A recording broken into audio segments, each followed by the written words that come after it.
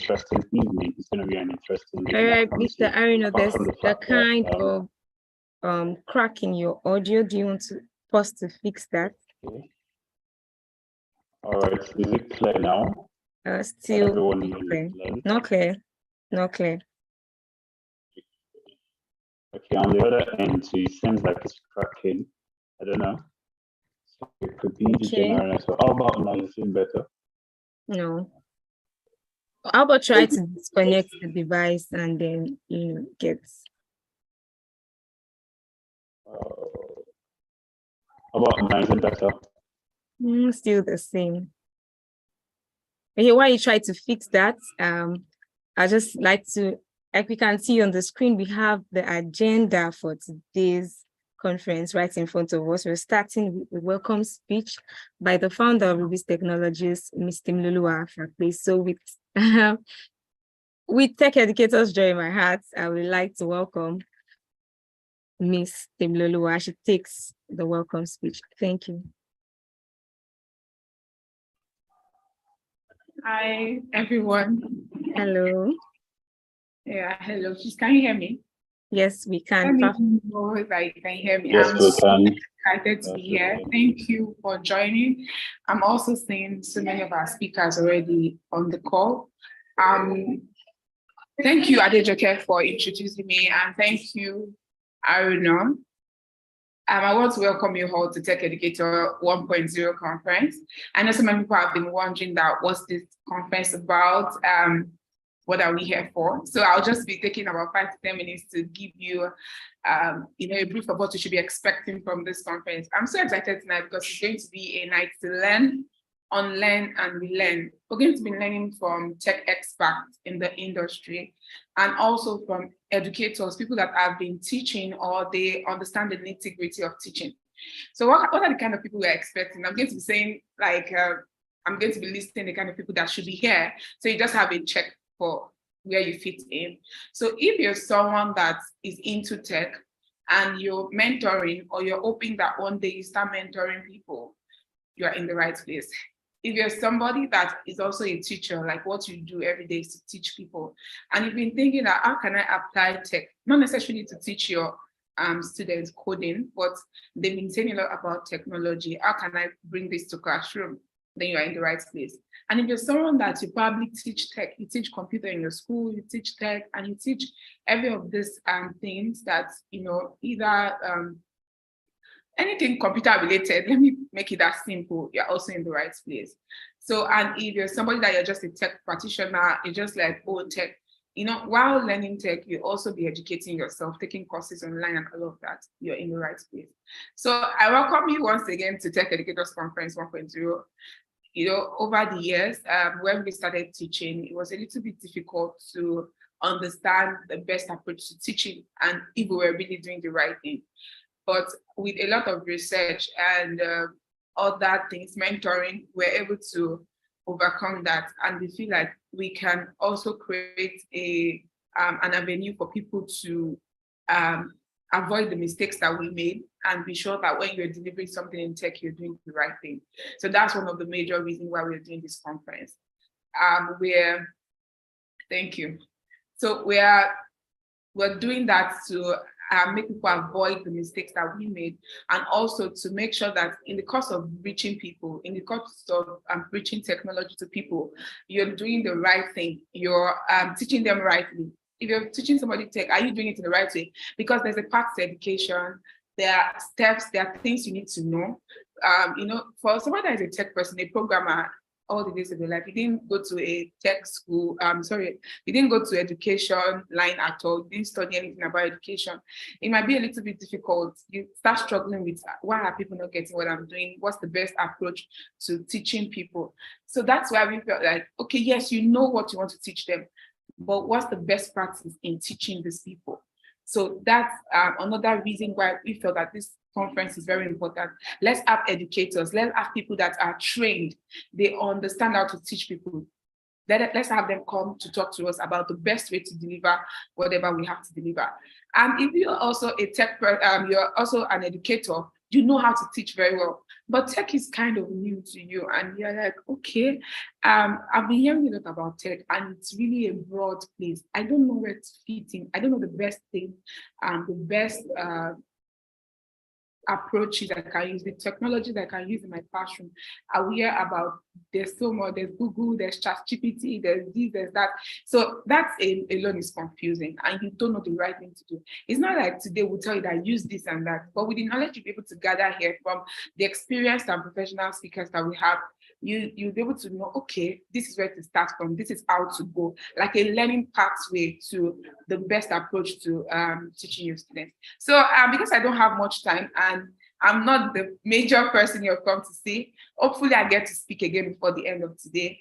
But like we have Mr. Joseph Agunbiade here today. We have Mr. Kayode Oluwaseun, and we have many other speakers. And to balance this up, we also, brought in a medical doctor to come talk about the approaches. As you get to work with tech, you use computers a lot. How is this beneficial to you? What are the things you can do from the medical point of view so that you can have that conversation? So we'll be talking about different things. So I employ you to charge your devices. It's going to last for about 2 hours. So to get ready to learn, get your notepad, get to write everything here. Don't just feel like I can listen, don't worry. I mean, we have 5 speakers and they'll be talking about different things to whatever length they feel comfortable talking about. So all you can do for yourself is to get a note, be open-minded, like, oh yes, I know how to do this thing before, but today I want to learn this in a better way. So there's these 3 things that I said when I said, you're ready to learn, learn from people, then unlearn, because there are some approaches that you're using that's probably not the right one, and you'll be getting to learn about, oh, so I could have done this better. So that means you're unlearning what you used to do before, and then you're relearning. Oh, you already know something, but you're learning it again to be better. So I wish you all the best today. So because it's Tech Educators Conference, and I'm honored to invite the keynote speaker here. So I want to spend the remaining time to talk about the keynote speaker because it's so special to me. It's someone I respect a lot. And I just asked my team that, okay, I know I don't have enough time. I don't want to spend time talking because I'm here to learn. To give me the honor to invite the keynote speaker, then I think that would make me happy. So Mr. Joseph, I met him last year, and for me, it's been like somebody I've met 10 years ago. I mean, because the way somebody just keep this impact and is committed to seeing you do better. That's the kind of person I see him to be. Meeting somebody for the first time and talking about what you do, and is open to having a conversation to you, opening his door for you, is something I can never forget. He accepted me and he was ready to teach me on, you can do it like this. I can't forget that experience with him. And he's also someone that is selfless. He has been in this space for years. I might not be able to tell you the number of years that he's been here, but when I say that he has been in this space for years, that means he understands a lot and is willing to dish out. So just be ready to learn from him. So in just about 2 minutes, let me give me a minute. Let me just call out this bio. I know you might not like it, but this is something that they've assigned me to do, and I'm happy to do it. So Mr. Joseph Agunbiade is a tech entrepreneur with over 15 years of experience who has founded several organizations, including university.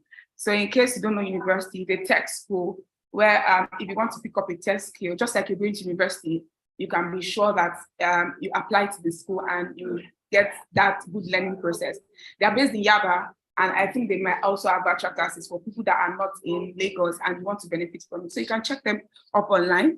So it's a tech school that teaches software development and connects students with job. The opportunity to learn and also get connected to a job is something that we don't get out there. Some people just teach you and they abandon you. But at university, they teach you and then you also get to they give you opportunity. So he's also the co-founder for Budget, the civic organization that applies technology to improve societal change in Nigeria. In 2019, he co-created Resolute 40, a security solution that provides a more accountable and transparent security system.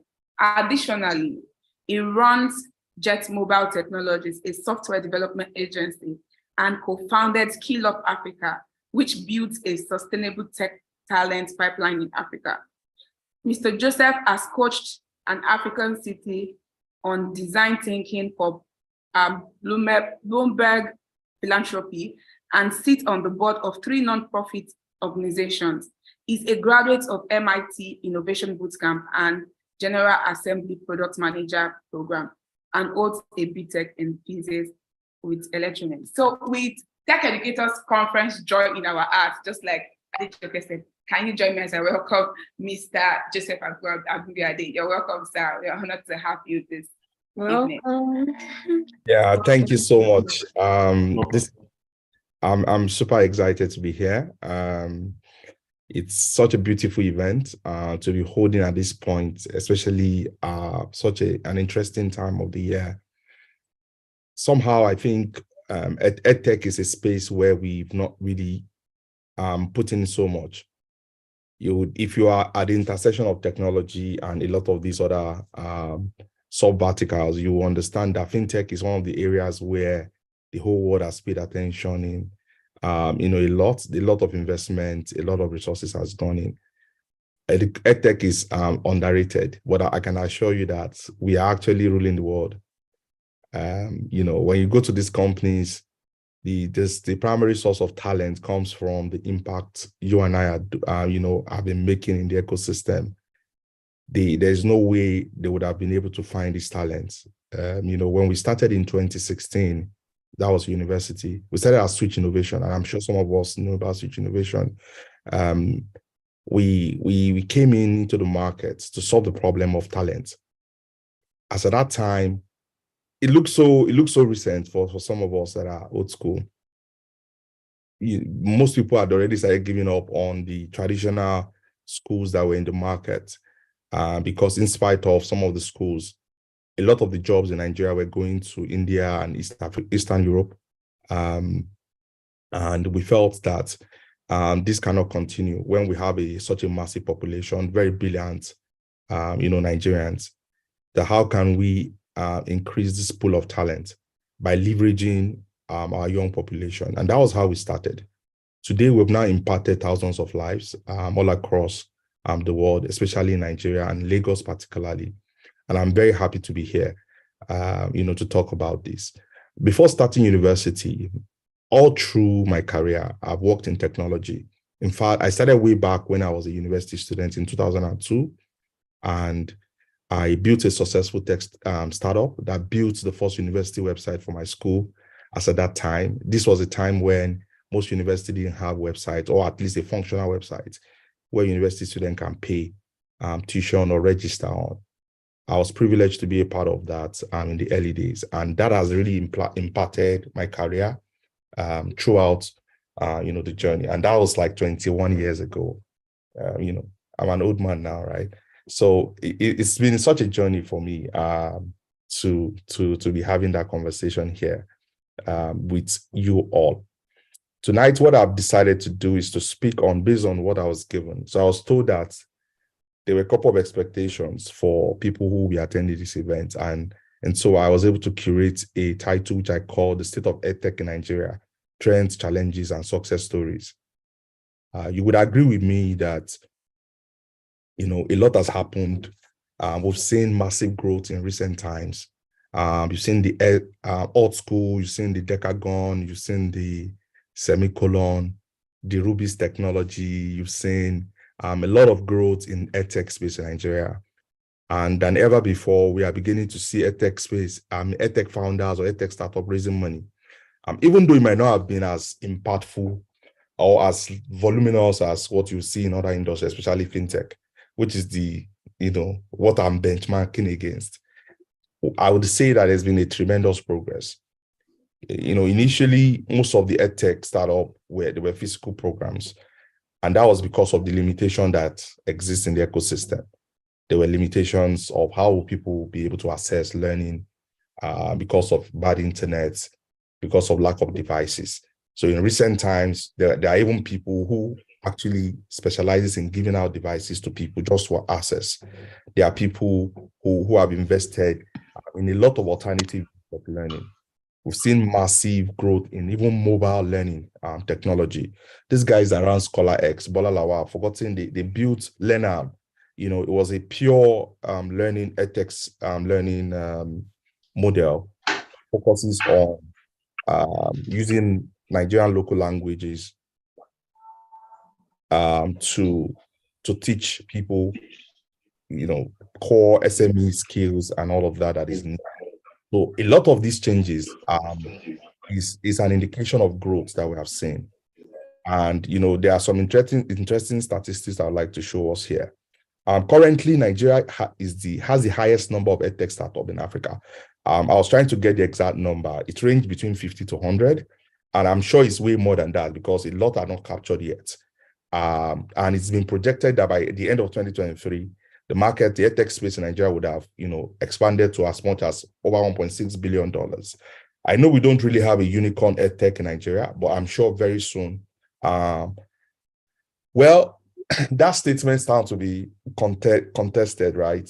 Because Andela actually started their major work in Nigeria, and today, I think Andela is a unicorn. So somehow we might even say we have had our first unicorn in Andela. But of course, most of the operation now focuses on other markets than Nigeria, but then we still have some of their talent, originating from Nigeria. So like I mentioned, major trends and innovation we are beginning to see in most recent time is more schools that have been existing as physical school, like university. We are now going online. A lot more people are going online. We are creating content that are easily accessible. Before now, most people were focusing on live trainings, live classes online. We're now seeing self-paced learning, becoming something that a lot of organizations are, exploring. If you've not seen some yet, just watch out in the next 3 to 6 months. You see a lot of organizations releasing some of these, self-paced learning. And, the interesting thing is, because people are learning, people are going, getting best education in the world and all of that, and they're applying it, the quality of this self-paced learning has improved dramatically. I remember like 5 or 6 years ago, I went on the platform. Some guys told me that they have content, and I went on the platform, and the quality of content was really terrible. I was really, really, I was ashamed to say that I'm in the tech space then, because you can't bring, in trying to solve or salvage a problem in the society, you can't just bring an alternative solution that is worse off than what we have. We are seeing people innovate around low costs private schools. We are seeing a lot of those kind of innovation. It can be low cost, the furniture can be cheap, it can be but the quality of education must always be at the center of whatever it is that we're trying to deliver. And so in the current state, I would say specifically that there's massive growth, increased access to education, improved quality of learning. We have made learning more engaging and interactive, and we have provided opportunities for lifelong learning and upskilling. Those are the kind of, things I've seen once that is consistent in the new growth that we are seeing. And of course, there are still challenges that we have seen in the space. And what I've done is to try to summarize it into these key points. One of those is access to reliable internet, connectivity. In as much as we have experienced growth, one of the things I've learned to do is to, look at where we are coming from, to say that, hey, we have actually improved. But the truth of the matter is, for the amount of growth and expectation that we are hoping to achieve for the size of the country, internet is still a big deal. And one of the things that makes it a big deal is the cost. If you look at what an average person earns in Nigeria, it's still a very big deal, to be able to afford internet. And I think that it's still a big challenge that we have seen in the industry. Another interesting part is funding. When you provide a platform to learn, to teach people, whoever it is that is delivering this content needs to be paid. People need to, the people that owns this platform needs resources for them to create quality content. There are platforms that when you go there, you just see the experience, it's just wow. You look at platforms like Domestika, they are very intentional in the way they deliver their content. These are content that is targeted at Latin America generally, where they speak Spanish focus, even though they accept English speaking trainers. The truth of the matter is that education funding in our education space today is very limited, both from the side of the people who want to access the content and even on the side of investors. So we've seen this challenge, and it's something that we are thinking of. For us at university, we've been asking ourselves, how can we help improve? Being a pioneer sort of in recent years, what can we do differently? And some of the commitments we are willing to make is that from next year, we're willing to invest in other upcoming startups to say, oh, how can we put in more resources? How can we share our knowledge? You see what CC Hub is doing recently with investing, I think about $100,000, up to $100,000 in EdTech, specific EdTech startup. We have never seen anything like that before in Nigeria, where you are doing massive investment. I think they are going to invest in up to 70 startups. These are like fantastic and beautiful times, but it still remains a challenge. A lot of people will never qualify for some of those kind of funding. So how can we democratize that? That remains a challenge. We are also still seeing resistance to change. A lot of times, the reason why adoption of virtual learning is not yet in place is because for certain policymakers, people who are leaders, people who are decision makers, they are resisting change. It's not because we cannot afford devices, but most of the time, we just don't want to make those decisions. We say, oh, what about this? We keep thinking about, have empty cup rather than have full cup. We need to start seeing the bright, look at the bright side and embrace this change that is rapidly happening. So if you are a leader here, if you're a parent here, if you are in any way decision maker, I would encourage that we adopt this. It is a problem we face running university, where a lot of people, we interview them when they come to university, that why do you choose university? There are a lot of fantastic school out there, a lot of online platform where you can learn this thing, and you don't have to go through traffic and all of the wahala. And people will tell you that, oh, I find it difficult. People come with all manners of excuses. So you even have learners themselves resisting this particular change. These are the things that has, sort of stall the level of growth where we are supposed to be right now. I'm expecting to see, when I went to check research, like what was the value of EdTech in Nigeria, somewhere around $5 to $10 billion. But, it's still projected that by the end of this year, it will still be at about $1.6 billion. If you check other industries, you see massive growth. And the only thing limiting us is the fact that, there's still massive resistance to this growth. And we have lack of quality of content. I'd mentioned that briefly. Once content has been created, one thing you must understand, once you have created content, you have created it. At least it's going to last for the next, before it used to last for such a long time. But the pace at which knowledge is changing now, at least, let's say 2 years. And it is important to understand that content has potential of reaching millions of people. And if you are going to reach millions of people, one of the things we did when we started, when we're creating SmartEd was one of the startups I worked on some time ago, where we're creating content for kids. And after so much trials, we eventually settled for creating stories, for kids at that time. And one of the decisions we made was that if we're going to create a content that is top quality, what we will do is to invest in the people who will deliver this content and ensure that they are the best of the best. Because when the content has been delivered, it can now reach millions of people across board. We're thinking about the northern part of the country. Get the best of teachers from Lagos, let them deliver this content, put it together, and then anywhere in the world, North Africa, Sudan, some of the places where there might not be quality education and all that, how can we ensure that the very few 1% of the 1% of quality content is what we are distributing across the world? So if you are positioning yourself here today as someone who creates content, you must make up your mind to. There are things that if you don't have resources, you cannot do. Content creation is one of them. You can create beautiful slides because you might not demand so much and all. But when it comes to creating recorded content, videos, audios, your microphone must be top notch. Your studio must be top notch. You must do a lot of those things. And for you to do it, you need funding. And if you don't have this money and you really want to create it, you have to go for means, ways by which you can actually raise this funding, so that by the time you create it, always think about the impact. How will this content impact the world at the end of the day? So these are some of the challenges, I believe that by addressing, we can adequately transform the country.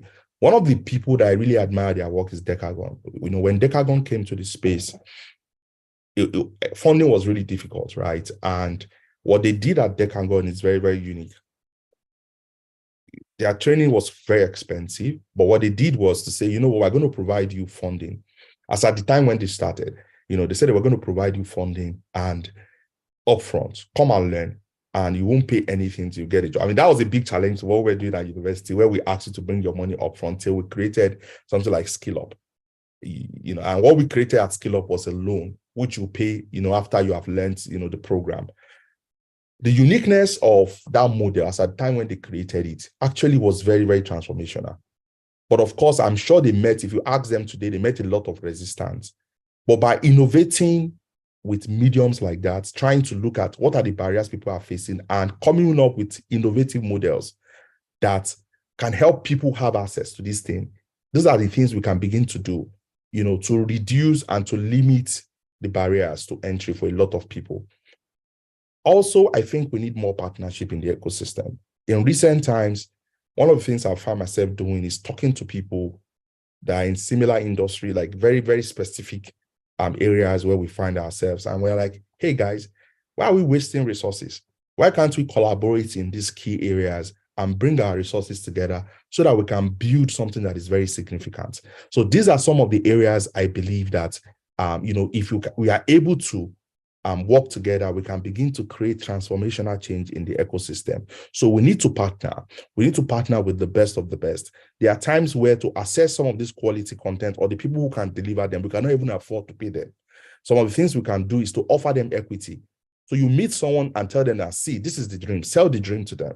Let them see clearly that this is how you're going to change the world. I cannot afford to pay you now, but if you bring in your knowledge, you bring in your experience into what we are doing, together we can change the world. These are some of the models we can adopt. And you'll be surprised most of the time. I've spoken with people and they are just intimidated to approach you, but you'll be shocked when you meet them, because in everyone's heart is the desire to make impact. It is desire to make change, to transform people. If you really have a very big vision, don't let nothing stop you.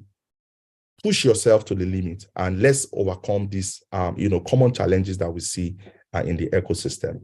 So some of the top success story which I've mentioned, like I said, is like Andela. Andela did something very transformational. When they came in, their focus was direct. They want to get people into jobs, international jobs. I believe that it is an underrated thing, in our ecosystem. The dream that a lot of people have today, moving abroad to go and get international job, was something that Andela really stimulated in the ecosystem. They came in with a very big vision, to accelerate talent and all that. And today, they have been rewarded for it in the valuation of the company. They have been rewarded for it in the position where they find themselves around the world. Another very beautiful success story is ULesson. ULesson has, been creating content for they've been creating content for secondary school education.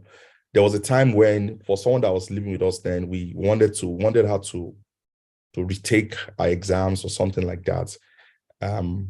Post-secondary school exam. What do you call it now? Like, is it WAEC or JAM?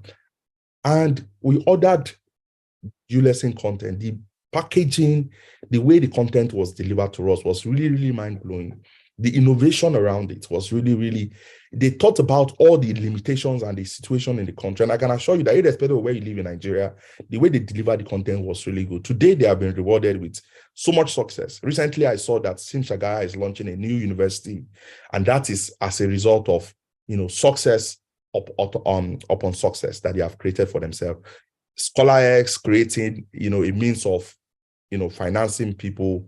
What we do at Skill Up Africa, prep class, fantastic, connecting qualified teachers together. We have Gradely that has used AI to power platforms for assessment, personal assessment. And I believe they are integrating massively. So we have a lot of this success, beautiful success story. Adewale Yusuf, that's, what's their name now? Alt School, recently signed partnership with NIT in Ghana. I mean, NIT as at 20 years ago, a lot of us cannot even imagine affording their program. But today, you are seeing that level of partnership coming out of Nigeria. I know a lot of success stories that, originated from Nigeria and are spread all across Africa. And the same thing we are seeing from other African countries spreading into Nigerian markets. Today, you have Moringa School from Kenya in Nigeria. there's this particular school, I can't remember, they originated from Algeria, you have them in Nigeria. And also you have kids platform. I've not been talking about that. We are preparing our children for the future. Massive work Rubis is doing. We have youth team that we run. Fantastic job introducing them to phenomenal stuff. I mean, I was privileged in secondary school. I got introduced into programming, but that was in secondary school, for heaven's sake. I mean, that was in the 90s. And I think it makes me feel like, Steve Jobs and all of those kind of people, for a moment. But the truth of the matter is, bringing that to people from primary school level, it is mind-blowing. And that effort that we have put in, that investment, learning and improving ourselves so that we can deliver this thing at a world-class level is something that I believe is a huge success story in the making. And in the coming years, we're going to see very massive transformational change, in the ecosystem. So quickly, I'll rush to, touching on, the future of EdTech. One of the things we have seen in recent times is, ChatGPT. In fact, today I saw on Twitter that Italy has banned access to ChatGPT, right? And I believe you guys can still hear me, right?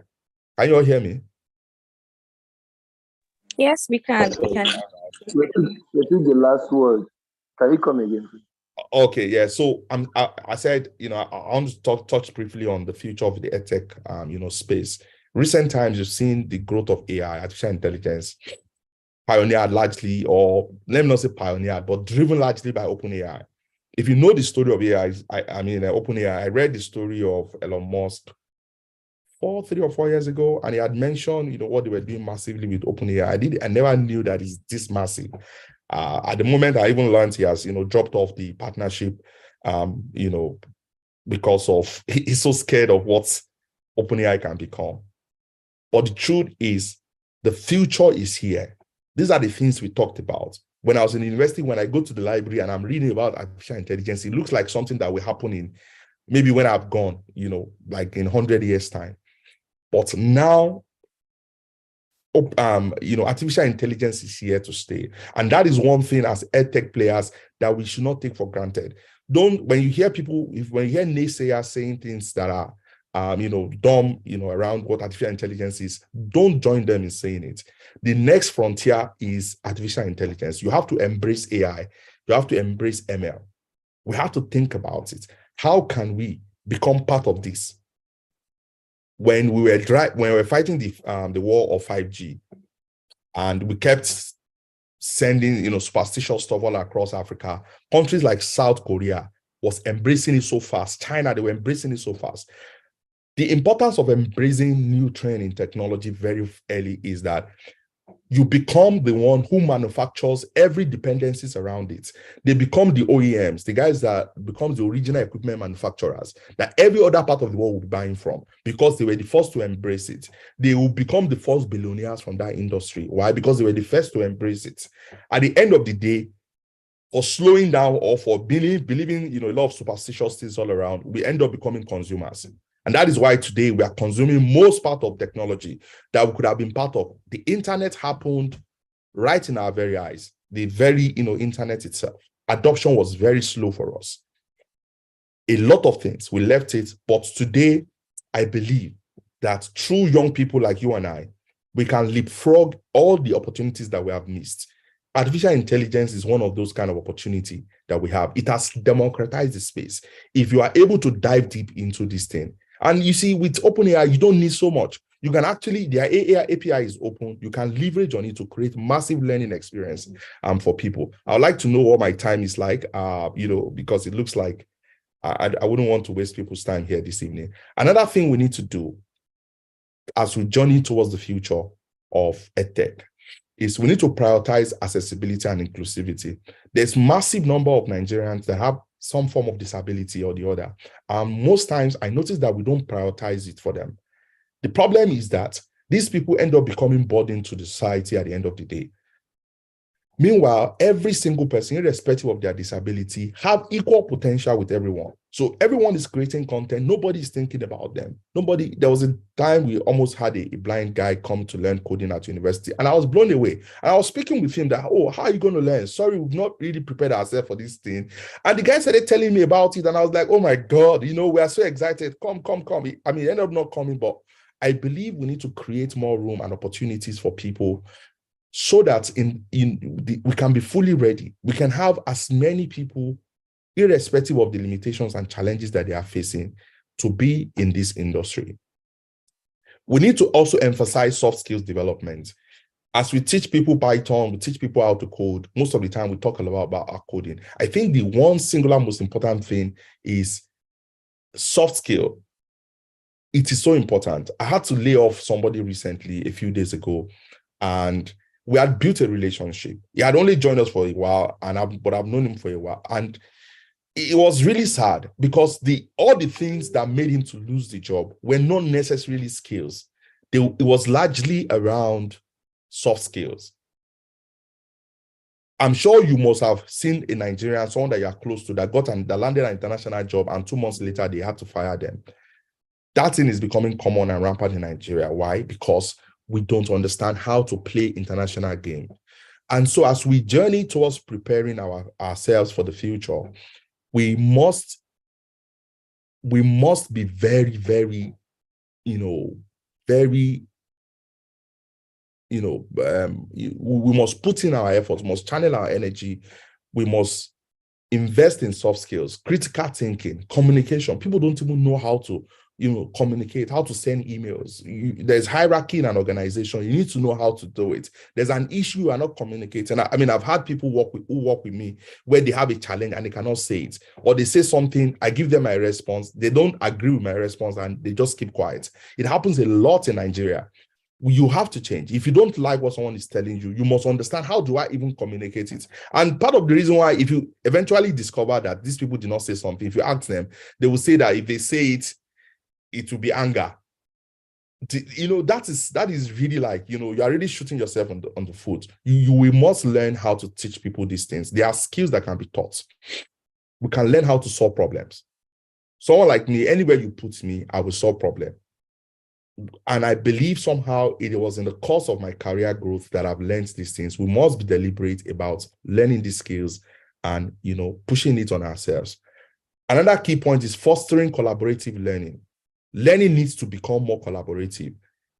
We must come together, help ourselves to learn, peer learning, and, it cuts down on resources, on the need to say, oh, we don't have adequate mentors, and all the challenges that we foresee. These are the things we must do. And the future is becoming like that. We are seeing more investment in metaverse, people investing in environment of learning that makes it more conducive and for people to easily collaborate. We also have to invest in EdTech. As you break through in EdTech, as you make money in a particular space, don't take your money to go and be buying houses abroad, buying expensive cars. Become an investor. A recent trend in Nigeria that I've seen, most people who have had exits, beautiful exits, they are bringing their money back to the ecosystem. You might be saying that, I'm the one that needs money, but who knows what can happen to you in 3 months, in 6 months? You can have massive breakthroughs. When you make this money, please remember where you started from, that there are a lot of people who need money in the ecosystem. We must be deliberate in reinvesting from the ecosystem that made us. I've touched a little bit about collaboration with EdTech companies. Teachers and educational institutions can collaborate with EdTech companies to actually develop effective solutions to address specific needs. So you are in the space. This is what we are doing all the time. But there are people who have advanced technology. While you focus on your job, you need to learn how to collaborate with people who's got the right skills that you need in your specific industry to transform. Let me see. Have you dropped any notes for my timing? Oh, you said I had 3 minutes left a while ago. So let me just wrap up my talk. I was really worried about how long my speech is and all that. So,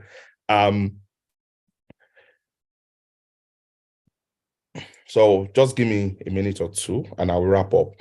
we need to also begin to adopt technology. One of the things I see is that there are a lot of tools that aid our development or the delivery of our content or our work.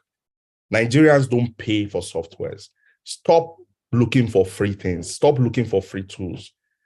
Invest. When you deliver your job, when you do your job, in return, someone pays you, company pays you money. That money, you must invest it back for you to get, I listened to Dangote recently, was talking about the fact that we spend projected income in Nigeria. No matter how small your business is, no matter how small your revenue is, don't look at it as, oh, it's just small money. No, you must be deliberate to take a percentage of the money you make to reinvest in your business. That is the only way you can grow and go all out. Investors want to see how committed you are for them to put in money into your business. In conclusion, all right, I would say that we need to work more together. We need to collaborate more. We need to reach out to people who are doing very well in the ecosystem for help. I love the fact that Ruby talked, Ruth was talking about the fact that she reached out for help. She got mentorship and a lot of those kind of things. And for us at university, these are things we keep doing continuously. So what I would say in conclusion is let's continue this conversation and take action to support our growth in this space. We are the only one that can help ourselves. And by so doing, we can transform the edtech space and Nigeria as a whole. So thank you so much for attention and I appreciate it. I will end on this note. Wow, that was amazing. Thank you so much. That was amazing. Thank you, Mr. Joseph. I'm sure that a lot of people already have questions for you and we can't wait to, listen to your responses of that. But hold on a minute for us. Let's just have the next speaker speak and we can just take the question and answer after two speakers. Right. So thank you so much, sir, for that wonderful rendition. Okay, over to you, Mr. Harino.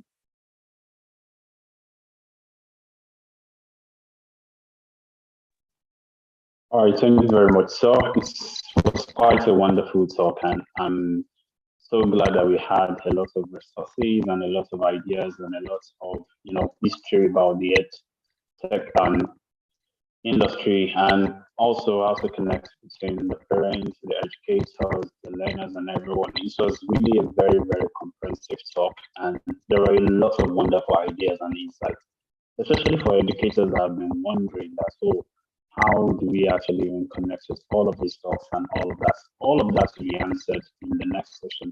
So our next speaker is Mr. Kayode Oluwaseun. So give me some few minutes to actually read out the bio of Mr. Kayode Oluwaseun, as he's going to be taking us through the power of connection-based learning, So Mr. Kayode Oluwaseun is actually, he has actually been a Teach for Nigerian Fellow and is currently the founder and the director at the Schoolinka. If you don't know Schoolinka, educators, it is very important that you actually go into that platform right now. Schoolinka actually also educates us to connect with their skills and everything that has to do with their learning. And they've trained a lot of teachers. So he's majorly focused about the teacher quality. Kayode Oluwaseun is a major contributor to conversations about improving teacher quality. He leads the team at Schoolinka, which is this technology to create an ecosystem of highly skilled educators for African schools. Schoolinka has trained more than 3,500 teachers, which is really, really groundbreaking, and school leaders, and has a teaching faculty of more than 20 experts. With 6 years of experience in the education space, he has worked on a lot of local and international education projects. Mr. Oluwaseun is a 2017 Teach for Nigerian Fellow, one of the most prestigious, fellowship that a teacher could actually ascertain to be. He's also a 2019 Orange Corner grantee and a 2020 Peace First Fellow, 2021 Unleash Global Talent, and 2021 ALA Education Entrepreneur, and 2022 Westerwell Fellow. So yes, we have. I hope we have Mr. Kayode Oluwaseun right here now. Yes, it's here. So you can join us here. Awesome. Thank you very much for joining us, sir. Over to you, sir. Thank you. Thank you so much, Arna. Good evening, everyone. Just to confirm, can you hear me loud and clear? Yes, we can. Awesome. All right. Good evening, everyone. It's so good to be here this evening and to have this conversation with everyone. I totally enjoyed Joseph's presentation, amazing presentation. And I love when he was speaking about the skills that, the workforce is currently looking for. And today I'll be speaking along that lines as well, especially around the soft skills that a lot of people miss out right now. And I'm going to be speaking around how educators, because I believe, from the email I got yesterday, that 65% of people who registered for the event are educators. By the way, I'm always very happy when they ask me to be in the community of educators to speak, because it feels like I'm home. And I just want to talk around the line of how we as educators can use technology to bring about connections-based learning in our classroom, and then what connection-based learning can do for us. I currently work at Schoolinka, where I lead a team to provide high-quality training to teachers and school leaders through online and offline channels. We don't just provide training to teachers, we also help teachers find jobs in our high-paying partner schools.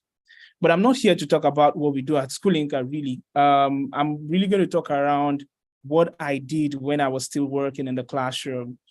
I spent 4 years in the classroom teaching, and the last 2 years teaching was really interesting for me because I found out something amazing that truly really impacted the kids in my classrooms and also impacted me as well. And this is the concept of connections-based learning. I'm sure we've had, a lot of based learnings, right? We've had problem-based learning, project-based learning, service-based learning. Like, you have all these bases of learning. But also, as well, we also have connections-based learning. And connections-based learning, basically from the name itself, connections. What does connection means, right? What does connection mean? Just layman understanding of that is, two parties coming together and building relationships of some sort, right?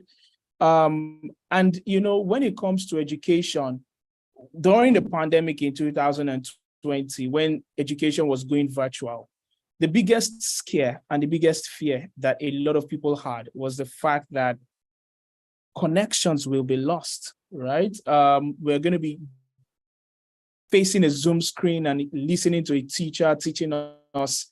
How then do we relate with one another? Where does social relational skills come in? And the reason why people are decrying that, right? The reason why people are mentioning that is because connections are critical to learning. Without powerful connections, sometimes it is difficult for you to be able to deliver excellent education to students. And connections go beyond student to teacher connections, but even student to student connections.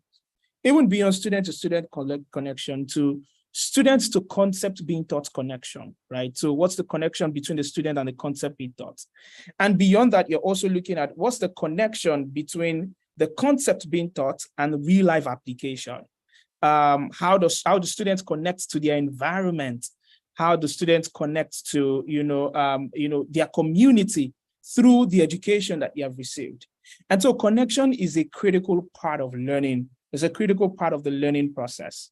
And if we take that out of learning, we might be robbing the children of quality education. And that's the honest truth. During the pandemic, people were, saying a lot of things, right? Oh, we're going to lose connection. But here today, I'm here to let you all know that even if technology has come here to stay in education, it can also be leveraged as a tool to power connections-based learning in the classroom. Connections can go beyond the four walls of the classroom. Connection can go beyond where we see our students within a room and then there's a board on the wall and then we're trying to learn from them or teaching them.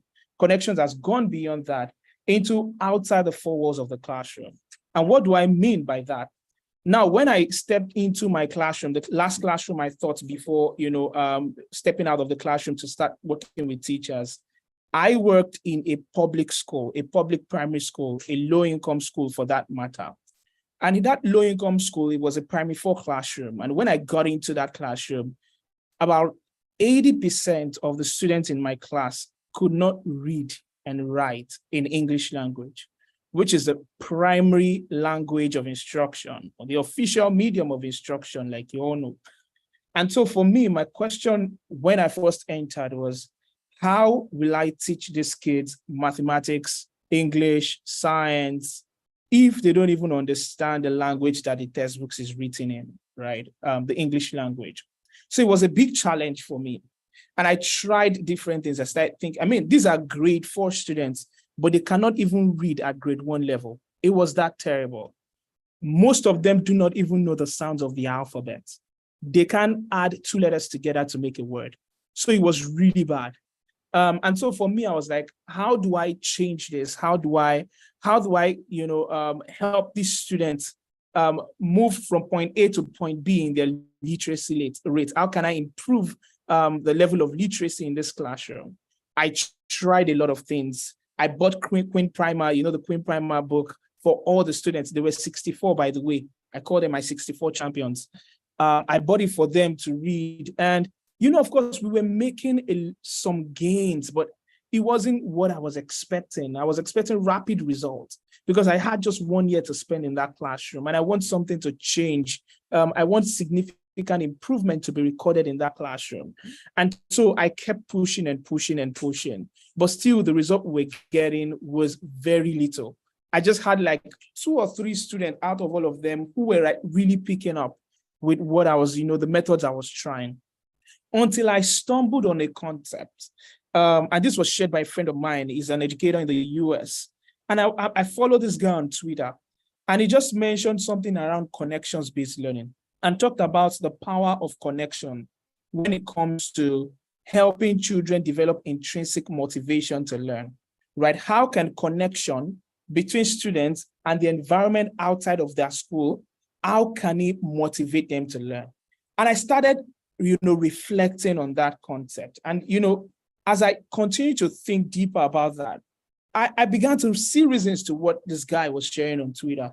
I just, on a Saturday morning, I took a walk around the community because I was working in that community, also living in that community. And I worked around the community and I met some of my students in the morning. And, one of them that I always mention is the fact that, I got into a particular part of the community and I saw one of my students and his mother was, she sells, this people that sells. For those who, sorry, can you hear me, please? Because it looks like someone's trying to say something. Yes, can you all? Yes, okay, we can right, hear you. So, Paraga, for those, thank you very much. Thank you. For those who don't understand what Yoruba is like, people who sell, alcohol, this local gin beside the road. So this guy that's what his mother sells. And his father is the one that buys the local gin from the mother. So basically early in the morning, when the child wakes up, he's waking up to see a mother who sells local gin and a father who is already drunk from the gin that his mother is selling. And so if you look at the community, that family is basically a reflection of that community. I know some of us on this call, we're working with more privileged children and more exposed children. But these kids that I worked with, were not seeing beyond their community. And so when you ask a child in my classroom what their future ambition is, they will tell you they want to become, someone actually told me he wants to sell sugarcane. He wants to push sugarcane around. And while I don't think there's something wrong with that. There's dignity in labor, by the way. I also think that these guys are limited in their choices based on what they can see in their immediate environment. So because they can't see outside the environment, they can't see what is obtainable in the outside world, they are limited in their thinking. And so if you look at their environments, the people that are well celebrated are people who are even illiterate, people who never went to school, or people who went to school, but didn't see education as very important. These are the people that, thank you so much for the time reminder. Yeah, these are the people that they celebrate mostly in their classroom, in their community. And so for me, I was like, if I want to develop intrinsic motivation in these children, or if I want them to develop this intrinsic motivation, then what I need to do is to open up their minds and expose them to a world outside the community that they currently live. And that's when the concept of connections-based learning started making sense to me. And then as I dug deeper, I began to look for opportunities to expose these children beyond the classroom, beyond the immediate community. I did not have money to fly 64 of them out of the country to the US, for instance, or to London to go see things that are happening out there. I can't even move them to Lagos, right, on an excursion because there's no money to do that. And then while I searched, I realized that technology can actually help these children see the world outside. And so I found a tool, there's this video conferencing tool that connects classrooms across the world. And on this tool, what you do is, you sign up as a teacher. It's a tech platform as well, and it's very free to use. You sign up as a teacher, and that tool will automatically match you with another teacher, maybe outside your country or within your country. And then these two teachers can have conversations and then connect their classrooms together to have video conversations live. And so I signed up to that platform. And then fortunately for us, we were matched with a school in the US.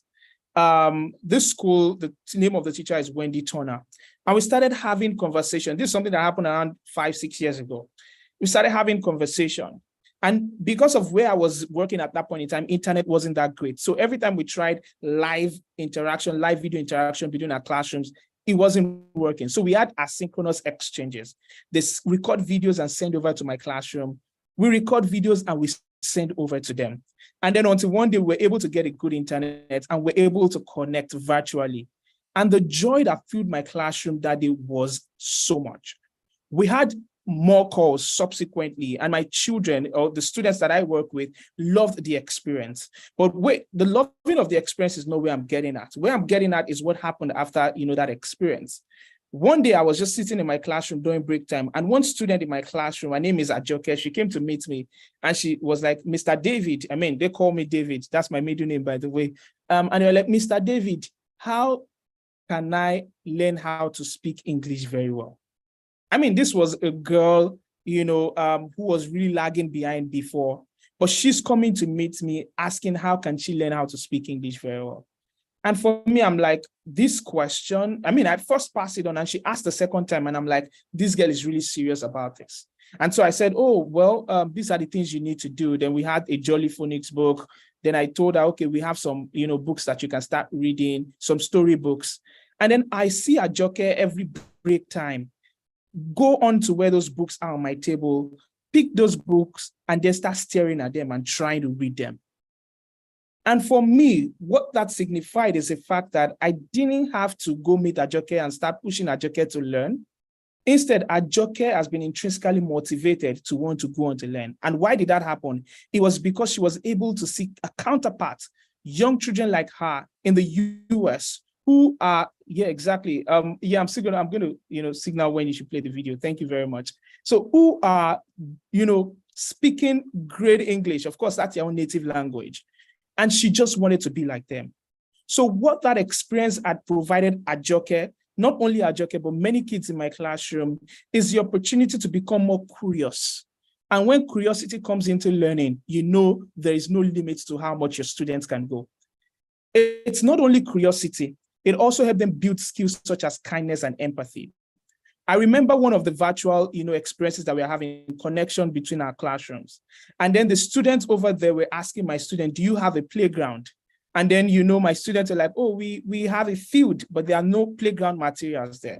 They also asked my student, do you have a library in your school? And my student were like, no, we don't have a library in our school, right? And then what happened after that call was the fact that these students in the US actually started a project, and they were going to gather all their playground materials that they were not using anymore and some of their books and send them down to Nigeria. They went to the radio station in the US to say they are fundraising for the cost of, shipping these items down to Nigeria. And they did ship these items down to Nigeria, and the kids in my classroom used those items. And if you look at that, right, it is empathy being shown across board. And what empathy does is the fact that it allows you to put yourself in other people's shoes. And if you're familiar with the concept of design thinking very well, empathy is a big skill that entrepreneurs need to learn. So that's a skill that not only the children in the US were able to learn through that experience, but also my kids, because they now realize that people can love them 5,000 miles away and then send them gifts, even if they've not met them before. Kindness is also an important skill that they've learned. So there are a lot of skills, that are being passed on, especially social relational skills, such as communication. My kids are now communicating with white children that they would naturally see in their thank you so much for the time reminder, that they will naturally see on the TV screens or in the magazines. They can now speak to them live. And that increased their communication, not just their communication, but their confidence level. And all of these skills are what is needed in the workplace today. And this is what technology can do for us. To wrap up this, discussion tonight, I would like to play a video. I don't know if you can help me project that video right now. And this video basically sums up the experience of what this tool did for me in my classroom. This video was made around 6 years ago.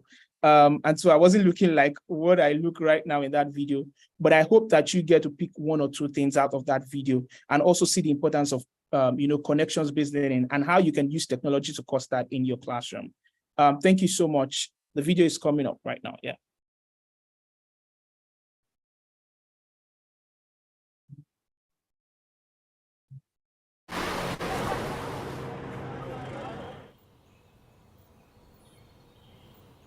Growing up, I never wanted to be a teacher. I didn't know any teachers, neither did my family. I wanted to be a business person, so I went to school, studied business. And one day when I was sitting in my cubicle studying figures, I just sat there and said, I can't do this for the next 20 years. So I called up my husband and I said, do you mind if I become a teacher? And he said, go for it. One of the best decisions I ever made.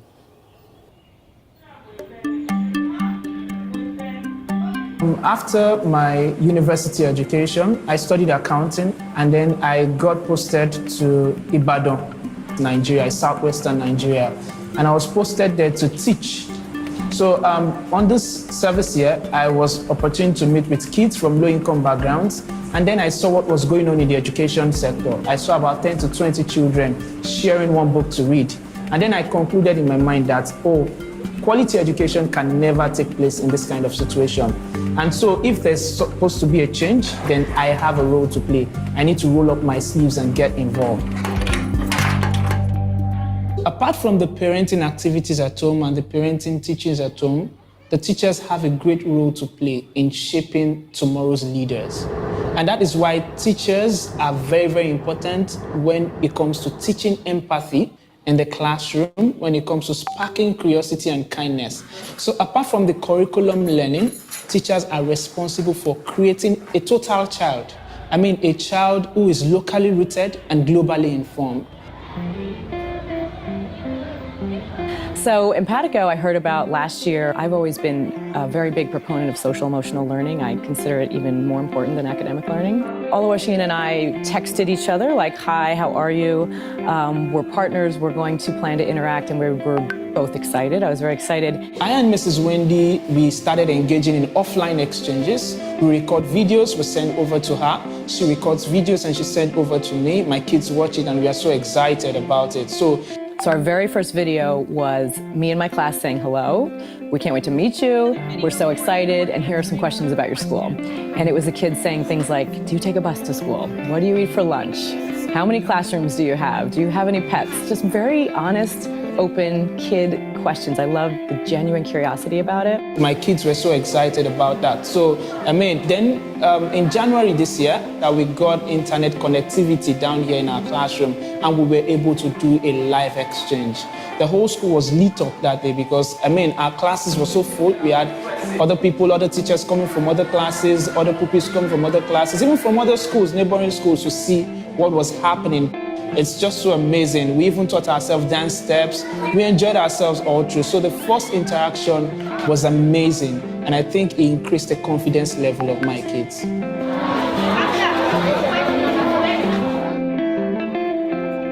So to do an Empatico exchange, you have to go through a process that is 3 stages. So the first thing you'll do is prepare in your classroom, and that takes 30 to 45 minutes. You're going to have a discussion about a particular topic or engage in the lesson of the Empatico activity that you choose. And we do that just like we do anything else in this classroom. We use the same formats and functions, the same groupings, the same discussion techniques. So it's just really easy to do that. And then during the interaction process, which is the exchange itself, then we interact, we share knowledge, we speak to them, they speak to us, and then we learn a whole lot. That takes 30 to 45 minutes because that's about how long elementary school kids can sit. And then I think it's really important to debrief at the end and have the reflection because you want to see what your students are taking away from it. I felt happy because I could meet them. Then there's a particular girl in my classroom, her name is Ajoke. After our first live exchange, she came to meet me and she told me, Mr. K, I want to learn how to speak English very well. Every day, Ajoke will always come up to meet me. She has been so consistent with studying, and I can see the improvement over time in her English speaking ability. So I think this is one good thing that Empathico has been able to do. So I've seen so much growth in one of my students, Ian. He is a boy who I've seen come to exhibit more and more empathy as the year has gone on, and I'm so proud of him. He's clearly entertaining others' perspectives, and he's clearly working to have more kindness in his vocabulary, in his actions, and his words. We just did an exchange recently, and he stood right up to the projector with his arms around two classmates, talking to the kids in Nigeria, saying, "Great job practicing those dance moves. You're really getting it. I'm really proud of you." I just think that's a beautiful evolution to watch. That's great. So if you think about the skills, the core life skills of listening, critical thinking, responding, and having a discussion with another human being, Empathico develops all of those things, which will enhance your math discussions, which will help kids analyze what's happening in a science activity, which will help children talk about characters in a storybook. So all of these skills that you're building, these life skills, these social emotional skills, that's only going to enhance every other thing you're doing in the classroom. In developing a relationship with Oluwaseun, we've learned about each other. What's your story? Who do you teach? What are you about? And through social media, we've gotten a glimpse into each other's lives. And we have so much in common. I'd like to say that our teacher heart is very similar. And I truly think of him as a friend, and he's an inspiration to me. Our relationship has gone beyond just partner classroom teachers to real friendship. And I'm so excited about that. I think that we have a genuine respect for each other based on our commonalities. And of course, we both believe in the power of Empathico, and we're both trying to create change in our respective educational spaces and in the world.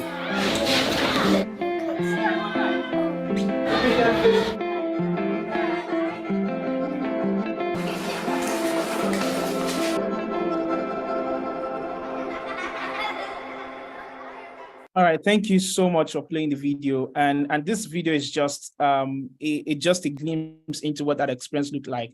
It was a period of over 8 months of we sharing over using technology. And with that, I was able to raise the confidence level of the kids in my classroom. Learning got better and easier. Trust me, saying it right now is just an understatement. I can relive that memory about 4, 5, 6 years ago. So I just want to say that technology is here to stay. And even if technology is trying to replace in-person instruction, we can still leverage it and use it to build children who are, locally rooted and also globally informed. Thank you so much for listening to me.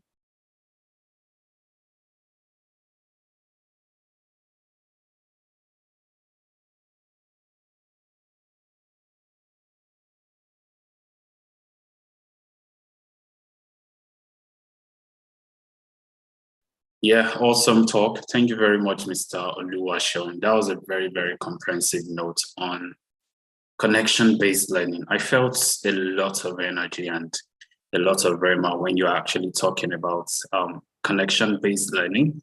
And it's wonderful to see how it actually plays out in the classroom. And I love the fact that you also shared your own personal experience as regards using this methodology. Because a lot of things educators get to see online, so they keep wondering like how do I actually localize this kind of method. And I also saw the fact that in your video and also in your talk, you're able to use the local materials around you to actually transform an entire classroom, which is actually very, very lovely. Thank you so much for that amazing talk, sir. Can we still hear me? Yeah, we can hear you. Thank you so much. All right, so all right, good. So interesting. Yes, so Yeah, questions, a lot of questions from the audience, I don't know if Mr. Joseph Agumbiade is still here, sir. So are you still here with us, sir? So that we can actually combine the questions we have. Yes, and, I am. Yeah, all right. Thank you very much, sir. So yes, from the audience, I'll be reading from the first few questions that we have. And that is from Mr. Silva. He actually has that based on your talk, that's to you, Mr. Joseph Agumbiade, that's based on your talk now, what is the place of educators in all of the talk you gave about tech entrepreneurship and the state of EdTech in Nigeria and the future of EdTech in Nigeria? Thank you, sir. Yeah, thank you for that question. Sorry. So I believe that the key driver of this whole transformation, which we seek, are the educators themselves. And some of the mistakes entrepreneurs make most times is trying to build without actually involving the key stakeholders. So educators are the actual key stakeholders in this transformation. So what I would say is, if as educators you are not being invited to the table, then you need to actually create the table yourself, right? But then as an entrepreneur, you'll be making a mistake. So I'm using this to address the entrepreneurs themselves. If you are not bringing educators to the table, we just learned about empathy. The best solutions are created, when you are able to empathize with the right people who are feeling the pain, who are feeling the problem. Because sometimes we are creating solutions for educators to use to teach people. If they are not involved in the process, we call it co-creation. If you're not, working with educators, then you're not doing very well. And sometimes what I see is a lot of educators are laid back. You have to go all out. As an educator, you cannot.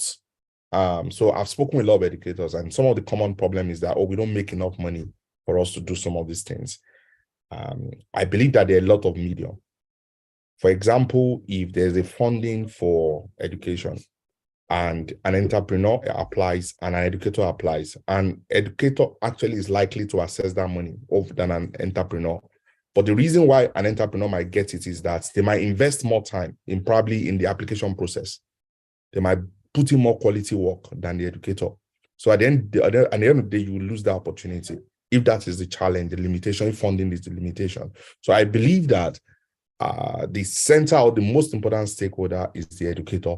But you have to challenge yourself. You have to ensure that you bring yourself to the table. When there's a call for application, because you see what Bosun Tijani, budgets that you see today was one of the first startups that came out of CC Hub in 2011. Today, we've done over $20 million in investment, in grant that we have received, because we're a civic tech startup.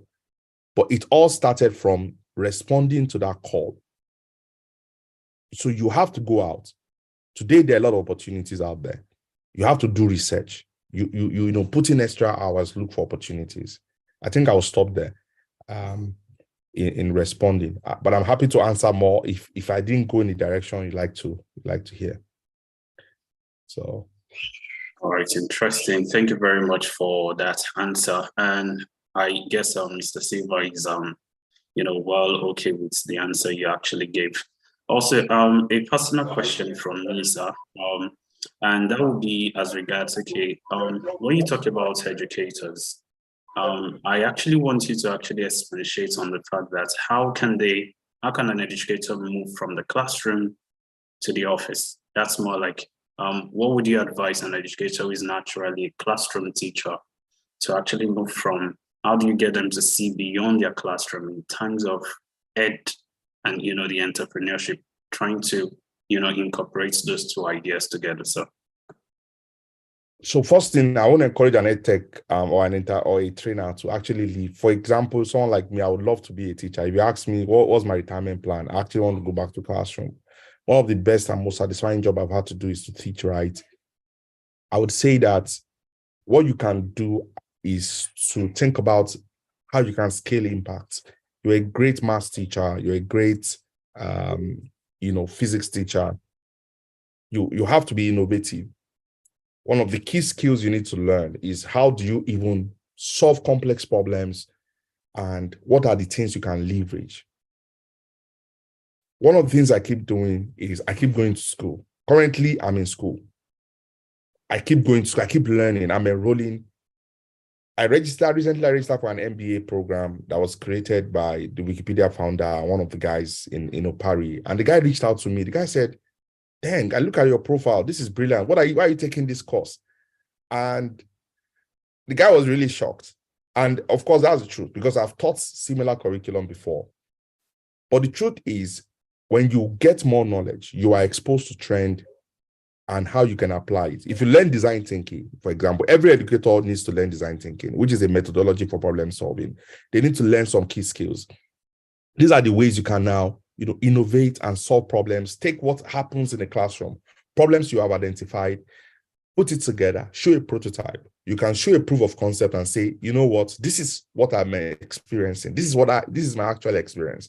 And there is nothing as powerful. If you come and meet me, I will give you money if you can show to me that this is a real experience that I have, and this is how I can solve it. At least I've seen that you are putting a lot of effort. Those are some of the things that I hope to see. For example, if I want to put in money into, because the truth of the matter is resources that brings you, is funding that brings you from leaving classroom to going out there to make a much more guy. So think about the size of people who can be impacted by your quality of teaching, by your quality of innovation. And that is going to drive all the other possible things you can do to bring you from where you are to where you can be actually. I hope that is a satisfactory. Right. Yes, sir. Thank you very much, sir. And that's just to answer the question of, educators in the room who are wondering, Handela, all of that and all of those wonderful networks and how they can also leverage into that opportunity. So thank you very much, sir. Yeah, sorry, let me just add one more thing to it. Let me just add a little bit to it. Also write to organizations that you admire to do excursion. Go and visit them, engage them, and present some of these ideas to them.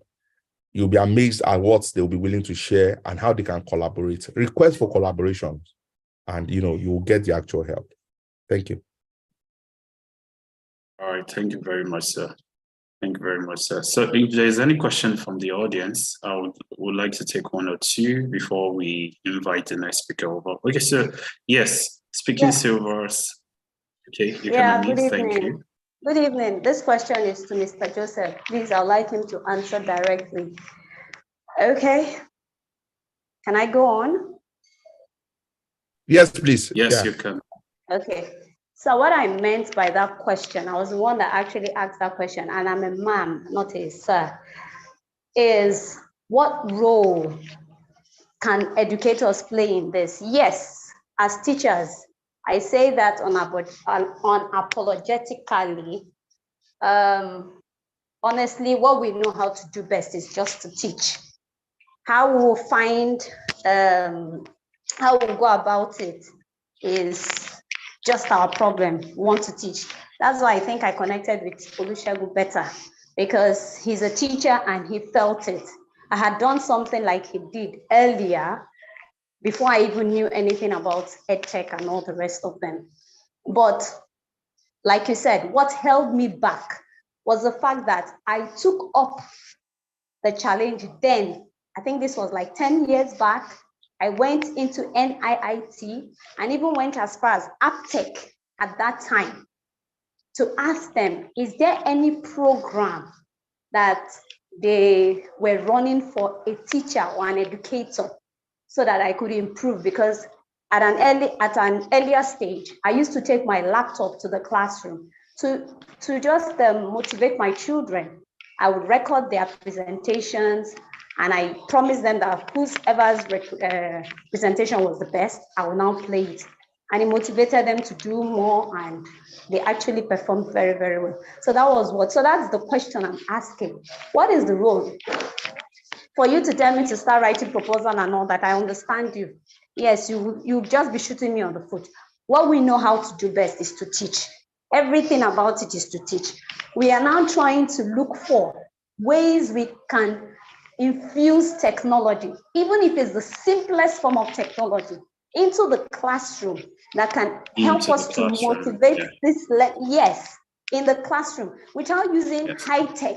Because like Shagu did, and like Shagu said, it's not all the children that are opportuned to be in highbrow schools and have parents that can even afford the very, very big smartphones and the internet connections and the rest of them. So how can educators fall into this program in a way that, if you go through all my questions, they had to do with accessibility and the rest of them?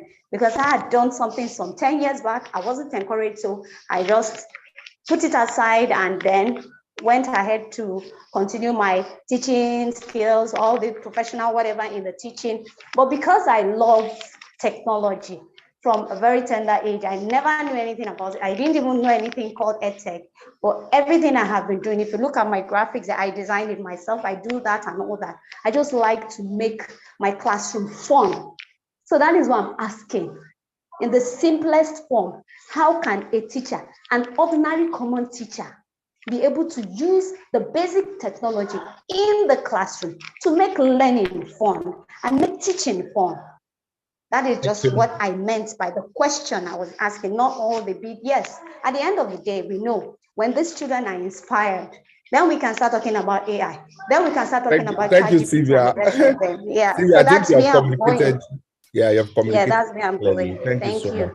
I'm sure that there are Yeah. a couple of people that might be willing to help answer this question better. I can see that someone's hand is up. I don't know if it's a question or he wants to answer the question better. Okay. I want to answer the question. Actually, all right. Okay. Thank you so much. Yeah. Yeah. Okay. Hello. Most of us that are into education have once upon a time faced such what Siva is talking about. I think I can remember one of the projects I did where I tried to use the web and include sound in order to teach phonics. I'm not a phonics teacher, but I had to put those things together from an experience in order to help people by click of images to learn sounds, make pronunciation. So I believe that there are little programs, for example, being a teacher, for a teacher that has this mindset to dive into learning maybe web development, HTML, CSS, I think it's a step whereby you could have a hands-on tools to make your learning experience better. Even now we have like all these JS script, React JS that with few things you can pick up, you cannot apply tech relative to your subject matter. Now, that is where we are talking about technological, pedagogical content knowledge. And that was actually my area of the framework I worked on for my doctorate degree. So, every teacher must understand the place of technology. Yes, sir, Dr. Chukwuemeka, I'm sorry, unfortunately we have, but can you just round up in a minute? We have very little to conclude this. Each teacher should understand the place of technology as it prepares content. So there are little programs, there are things you can do to tailor down your content with technology in order to create a better learning experience, even in your classroom, whether local, whether it's a low cost. And I believe that's be able to help. Thank you so much, Dr. Chukwuemeka. Thank you so much for responding to that question. I would also like to say that Mr. Oluwaseun Kayode also gave us he gave us a lot of details on power-based connection, right? He talked about connecting with your students even, and he gave us a live experience of how he was able to do that. So Ms. Silva and any other person on this call who has similar questions, you can get to Mr. Oluwaseun. How can they get to meet with you? Yeah. Okay. Yeah, thank you. I would love that very much. Yeah. Yeah, thank you very much. Yeah, so the point is, just to mention as well, at Schoolinka, we have like a program that can actually immerse you fully into like a full suite of tech tools that you can use. We have like an arsenal of tech tools that you can make use of as an educator that can really immerse you. But you can reach me. My email is in the chat box. is olu@soyinka.com. So just you can send me an Okay. email. We can even book a time to speak next week. Okay. I'm happy to meet with you or anybody who is interested. Just reach me on that. Very good. I'll do that. I'll do that. Thank you very much. All right. Thank you so much, Adet. We do not have time on our side again. Thank you so much, Mr. Oluwaseun. Thank you, Mr. Joseph. Mr. Oluwaseun got me emotional because I'm very passionate about teaching. I didn't get to study education in school, but yeah, I am doing education because this is what I love to do. I'm super proud of Ajoke, and trust me, I would love to meet her because we bear like names, and I'm glad that you're passionate about this, and thank you for doing this for Nigeria. Thank you for doing this for Africa. Thank you so much. Speakers, so we are taking a break from tech and education, and we want to go into health right now, and that session will be taken by Dr. Damilola. So let me read out the profile of Dr. Damilola. And before I go ahead, I'd just like to confirm that Dr. Dami is here. Dr. Dami, are you here? Please, can you let me know if you're here with us? Good evening, I'm here. All right, thank you so much. Okay, so Damilola Oyetola is a young, vibrant medical doctor with deep-rooted passion for public health. She leverages her creativity and communication skills to advocate for better health through 5-4 Wellness on Instagram and Dami Oyetola on YouTube, reaching and inspiring to lead people to lead healthier lives. Damilola's passion for healthcare extends beyond Nigeria, beyond our community in Nigeria. Overall, Damilola is driven and inspiring medical doctor, public health advocate, and communicator who is passionate about making a difference in the world. So with Tech Educators Conference Joy in My Heart, I would like you to welcome Dr. Dami here. Okay, so one fun fact is that Dr. Dami and I attended the same secondary school. So it's a pleasure to have her here. All right. Yeah, Dr. Dami, please, let's have you. Thank you.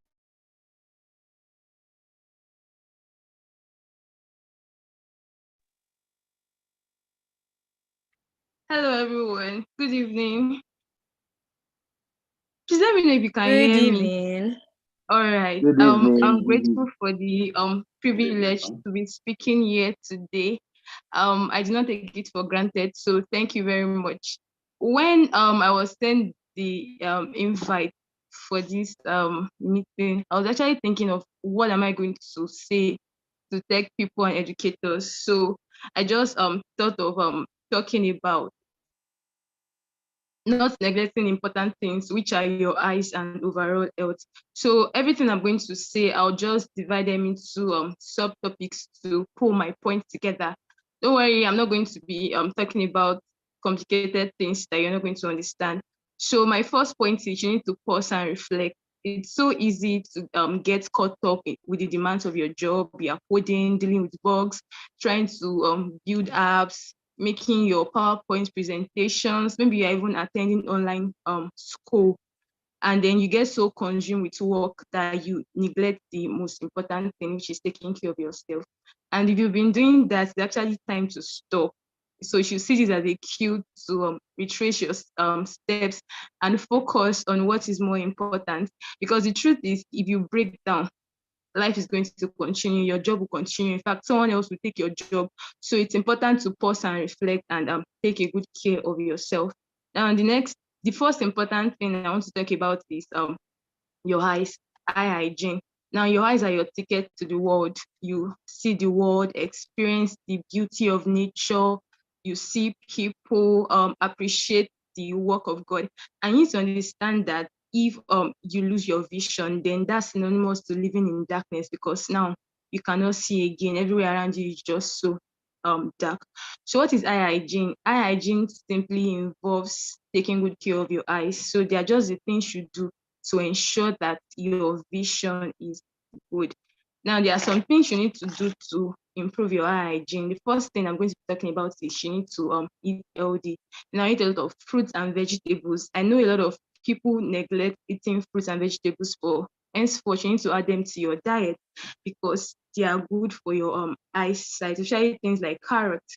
contains vitamin A, which is good for your sight. Now, the second thing is you need to quit smoking, because smoking increases your chances of having cataracts.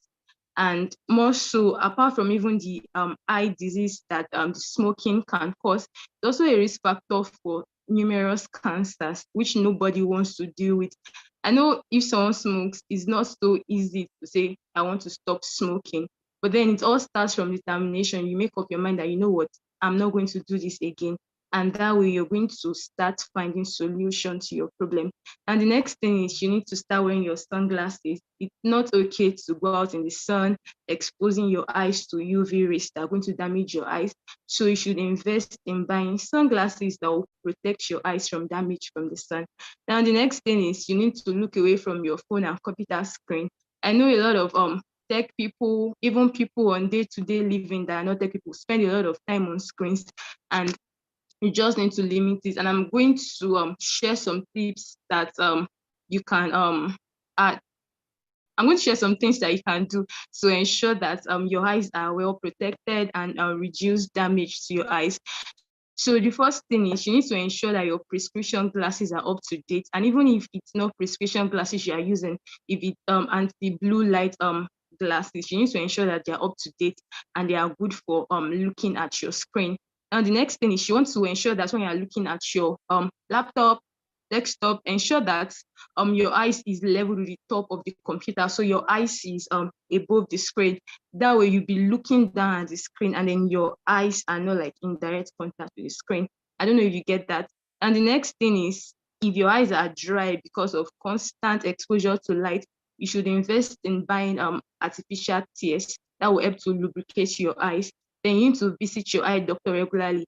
And then the next thing I want to say on how to protect your eyes is following the rule of 20. And what's the rule of 20? So you want to rest your eyes every 20 minutes. So if you're going to be on screen for, let's say, 8 hours, so you take your 20-minute break and just rest your eyes every 20 minutes. I mean, that could be a lot, but then you know that you're taking care of your eyes and you are preventing damage, right? Now, the next thing is you want to look 20 feet away from your screen for 20 seconds. And then the last thing in the rule of 20 is you want to get up at least every 2 hours from your laptop, your phone, and then get a 15-minute break. That way, it's going to help to reduce eye fatigue, eye strain, and eye damage overall. So I'm sure everybody has heard about blue light damages your eyes. So what is blue light? It's a form of light that has the shortest wavelength and highest energy. That's what you need to know about it. Now, the sources of blue light will include fluorescent, your phone screen, your laptop screen, sunlight, your television screen, and so on. Now, the effects of blue light are, it can increase the risk of eye diseases like macular degeneration. Now, macular degeneration is a kind of eye damage that affects your central vision. So it means that your peripheral vision is impaired. So someone that has a macular degeneration would be looking at the clock. Then you will be able to see the numbers on the clock, but then you won't be able to appreciate the hands of the clock because your central vision is already lost. More so, the blue light can lead to digital eye strain. So you start having eye fatigue, eye pain, burning sensations in your eyes, watery discharge, irritated eyes, headaches, fatigues, and the likes. And then another thing that blue light can do is it can reduce melatonin. Now, melatonin is an hormone that is responsible for your sleep-wake cycle. So if you expose your eyes to blue light, say like 2 hours before bedtime, then there are higher chances that you're going to be having insomnia that night because it disrupts your melatonin, which is responsible for falling asleep. Now, the solution to this problem is you need to invest in anti-blue light glasses. Yeah, it doesn't mean that you have any refractory error. Maybe you don't have to be short-sighted or long-sighted to get your glasses. So what the glasses is going to do is it's going to protect your eyes from the blue lights from the screen. Thank you for the time reminder. I'm going to finish very soon. Then the next thing is you want to apply the the rule of 20, and then adjust the blue light setting on your screen. Most phones and laptops actually have that where you can reduce the amount of blue light that is glaring into your eyes. Now, the other thing that I said I'm going to talk about, apart from the eyes, because I said not neglecting important things, your eyes and overall health. Now, I know that you sit for a long period of time during your work, and that's going to lead to sedentary lifestyle. And the impact of this is obesity and the comorbidities that come with it. So hypertensive heart disease, strokes, sudden death, hypercholesterolemia. Nobody wants that, right? So yeah, you have a lot of work to do, but then you have to think of the impact of sedentary lifestyle too on your overall well-being. So what you could do is exercise. You don't even have to go to the gym. You could watch a 10-minute workout on YouTube and follow it. It could even be walking. You could get a wristwatch that is going to count your steps, take like 5,000, 10,000 steps per day. And that's going to help to reduce the risk of just sitting down from morning till night. And then you need to understand that you are what you eat. I mean, you are sitting down on your screen and then you're just eating whatever you find, meat pie here, Coke there, eating junk food. It's not going to be beneficial in the long run. So you need to eat healthy, ensure that whatever you are eating is going to be of nutritious value to your body. Now, you also need to limit your intake of fizzy drinks. I know a lot of people, you want to drink Coke, you want to drink Fanta when you are stressed. I mean, that's not bad, but if it's something you do on a daily basis, then you need to stop that, because the sugar content in those things, they're not good for your health, and then they can tip you off into insulin insensitivity and then type 2 diabetes, which nobody actually wants, because it's a lifelong sickness. It can only be managed, it cannot be cured. Now, the next thing is you want to invest in buying good chairs, because you sit for long hours, right? So if your sitting chair is not good, it's actually going to affect your posture. You realize that you have a lot of back pain. More so, if you sit for prolonged hours, it will actually affect your back, causing you back pain. So invest in buying good chairs that are comfortable and will help your posture and reduce back pain. And more so, if you think that you sat down for a prolonged period of time, then it's time to get up and at least walk for 10 minutes before you go back to continue your work again. Then you need to take out time to rest, because rest is vital to your overall physical and mental well-being. All right, so that's the end of the discussion I have for today. Thank you for listening to me.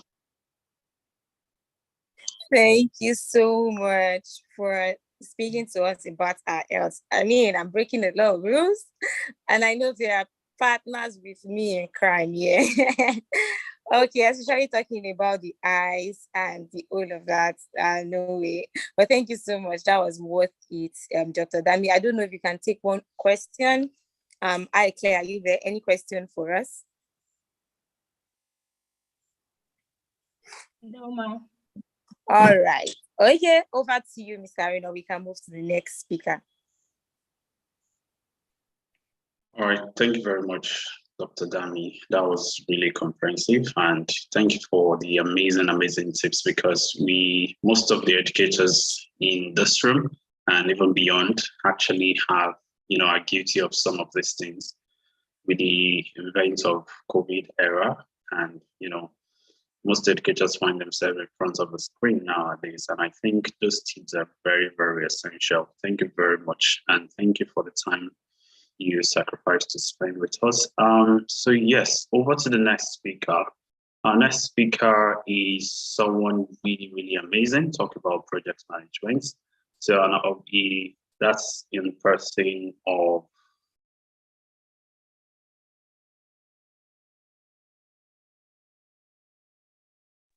Yes, sorry, Mr. Aruna, you're muted, but Isaac. All right, so in person of someone is raising his hand. I don't know if you are something. Okay. Yeah, okay. I just had a quick question for Dr. Dami. All right. Okay. All right. Please go ahead, please. Yeah, as someone who is into tech, there are sometimes we're advised to take some of those drinks that she advised us against for energy. Yeah, so I just wanted to know how, we could go about that. All right, Dr. Dami, I mean, that's a very thoughtful question. You said we should go kick against energy. Thank you for your question. Hello. Yes, please go ahead. All right. Thank you for your question. The problem is actually not drinking it once in a while. It becomes problematic when it's something you indulge in. Because if you check all those energy drinks, you see the amount of sugar that they have in them, which is actually not good for you. And then by the time you drink them to help you to stay awake or help you to stay productive, you find out that when you really need to sleep or rest, then you're not able to, because the drink has actually changed your whole system. I mean, you didn't sleep at night, your sleep wake cycle has changed. So I'm just going to advise that even if you want to drink things like that, it should not be something that will become your hobby or something that you're going to indulge in. It should just be a once in a while kind of thing, not something you drink every day. All right, thank you so much. Okay, thank you, Mr. Aruna. We're really far behind time, so please. All right, thank you very much. Yes, so our next speaker is Mr. Toyin Olasayinde. I would like to know if he's with us here. Mr. Toyin, are you here, please? Yes, Haruna. Hi, I am here. Yeah. All right, wonderful. Nice to meet you, sir. Thank you. Same. So Mr. Toyin Olasayinde is the Chief of Operations at Trefort, an edtech startup on a mission to empower professionals and businesses in Africa with world-class no-code tech skills, having to do with tech skills that requires no code. Mr. Toyin is a specialized generalist to highly skilled in working cross-functionally in no-code tech roles with a core in product management. He has a proven track record in managing products across banking, fintech, edtech, which is most of our concern, and other sectors. He's a graduate of physiology from OAU, Ile-Ife. So Mr. Toyin also is a certified Scrum Master and a Lean Six Sigma belt holder. He's passionate about mentoring young product managers and helping individuals transition into the tech industry. In his free time, he loves to watch football, and Liverpool fans, you have one of your people here. Yes, so over to you, Mr. Toyin. Thank you very much for joining us. Hi. Hi, Aruna. Thanks a lot. You've been doing a good job so far. Thank you very much for hosting and also being a good host so far, along with Jockey as well. Good evening, everyone. It's been quite an interesting evening. I've gotten to hear from, I think, Kayode. I've also gotten to learn some things from Mr. Joseph as well. And I must say it's been quite interesting, an interesting session so far. So I'm just going to share my screen, and please let me know when you can see my screen as well. I think I might need sharing access. Mr. Dejoke, can you kindly help with the access, please? Would like to share sure. screen. Yeah, sure. Please. Okay.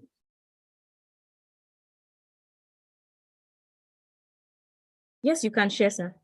All right, thank you very much. So I'm just going to go right ahead. And yeah, so interesting fact is it's good that I have a lot of not just educators here. I also have tech people here. I think I noticed that when the last person that asked the question the question that I asked. So my name is Tony, like Haruna said, the co-founder of the tech at an edtech startup called Trefort, and we basically focus on upskilling individuals and businesses in no code or non-engineering areas in technology. So basically that is what we do. Between the last 2 years, we've been able to, bring on board about 15,000 individuals that have gone through our resources, from our free resources to our paid resources as well.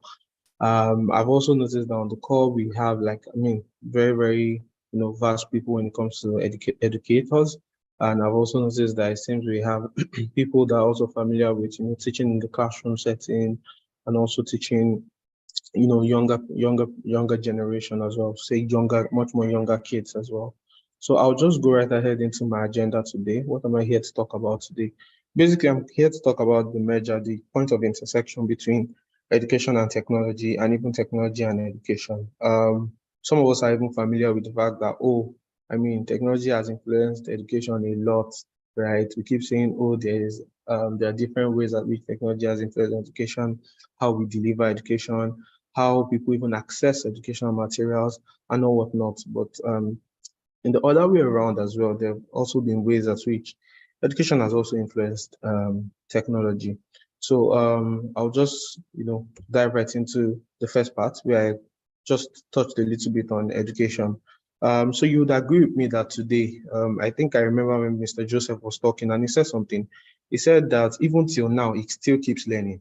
He said he has even enrolled for like different courses, and he just points out to tell us that at every stage in life, you just still keep learning. Is it either consciously, you registering for a particular course deliberately, or you even just being on your own and catching information unconsciously, you are still learning. It's still a form of learning. And then there are even different forms of learning at the end of the day too, and how this education can also be delivered and passed across. Now, I just put a brief definition here, and I said it can be defined as the act or process of impacting or acquiring general knowledge, developing the powers of reasoning and judgment, and generally preparing yourself or others intellectually for mature life, right? Or the act or process of imparting or acquiring particular knowledge or skills that you might need at a later time. The reason why you are learning certain things today, or the reason why you will go and enroll for a particular course, or the reason why you will go and learn certain skills is not because you want to play with it, but it is because you either want to learn from other people, you want to apply that skill at another place at another time, or because you probably want to even network and hear from the people that you are learning with as well. And I mean, I'm not going to play too much around with the education bit because I know that we have educators in the room already. So we're already familiar with the types of education that we can, get and grasp from. There's a formal type where you are actually, from the nursery to secondary to university, is a diploma, it's focused. There's a curriculum, it's curriculum based. It's the teachers that are even taking you, or the people that are handling those courses, will I call them, they are also trained as well to teach you in a certain way. And they have like certain outlines or outcomes that they expect that students are able to, complete. I remember that when I was in secondary school, then we were using essential agric or economics. They were always, by the time we check the books and we see the topic, we'll also see the learning outcomes that at the end of this session, the students should be able to do this, understand that. And while we started Treford, they also now made me to now understand certain things better, because we were now trying to, adopt and apply those things that we learned back then in terms of from the educational side now. How do we apply those concepts of education into some of the things that we are teaching people in technology, even though it was for non-engineering roles, right? And then we have the non-formal type, which is pretty much a combination of formal and informal, right? And then the informal type, which is more like maybe you are playing chess now, you are learning chess from someone, right? Or you are learning a particular skill just informally, and you're not just taking conscious efforts to, or like you going to learn driving, for instance, right?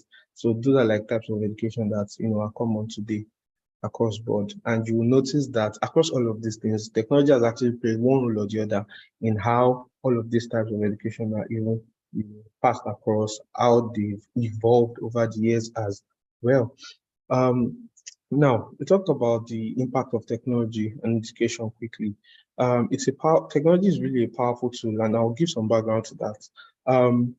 Back then, I think way back long ago, one of the first ways at which people started that technology even influenced learning was when the abacus was invented. And it was invented to help people to be able to just do some little calculations.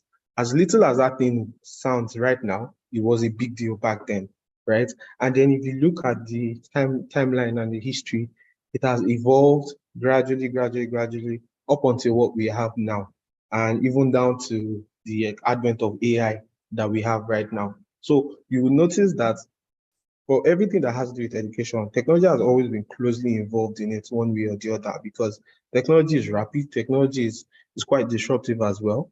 And it's also like the main point of innovation in the first place. So if education, which is the it's almost a day-to-day thing. There's no time that you would not learn. Today I was at work and I was going to meet with a particular client and I still had to do some research about certain things.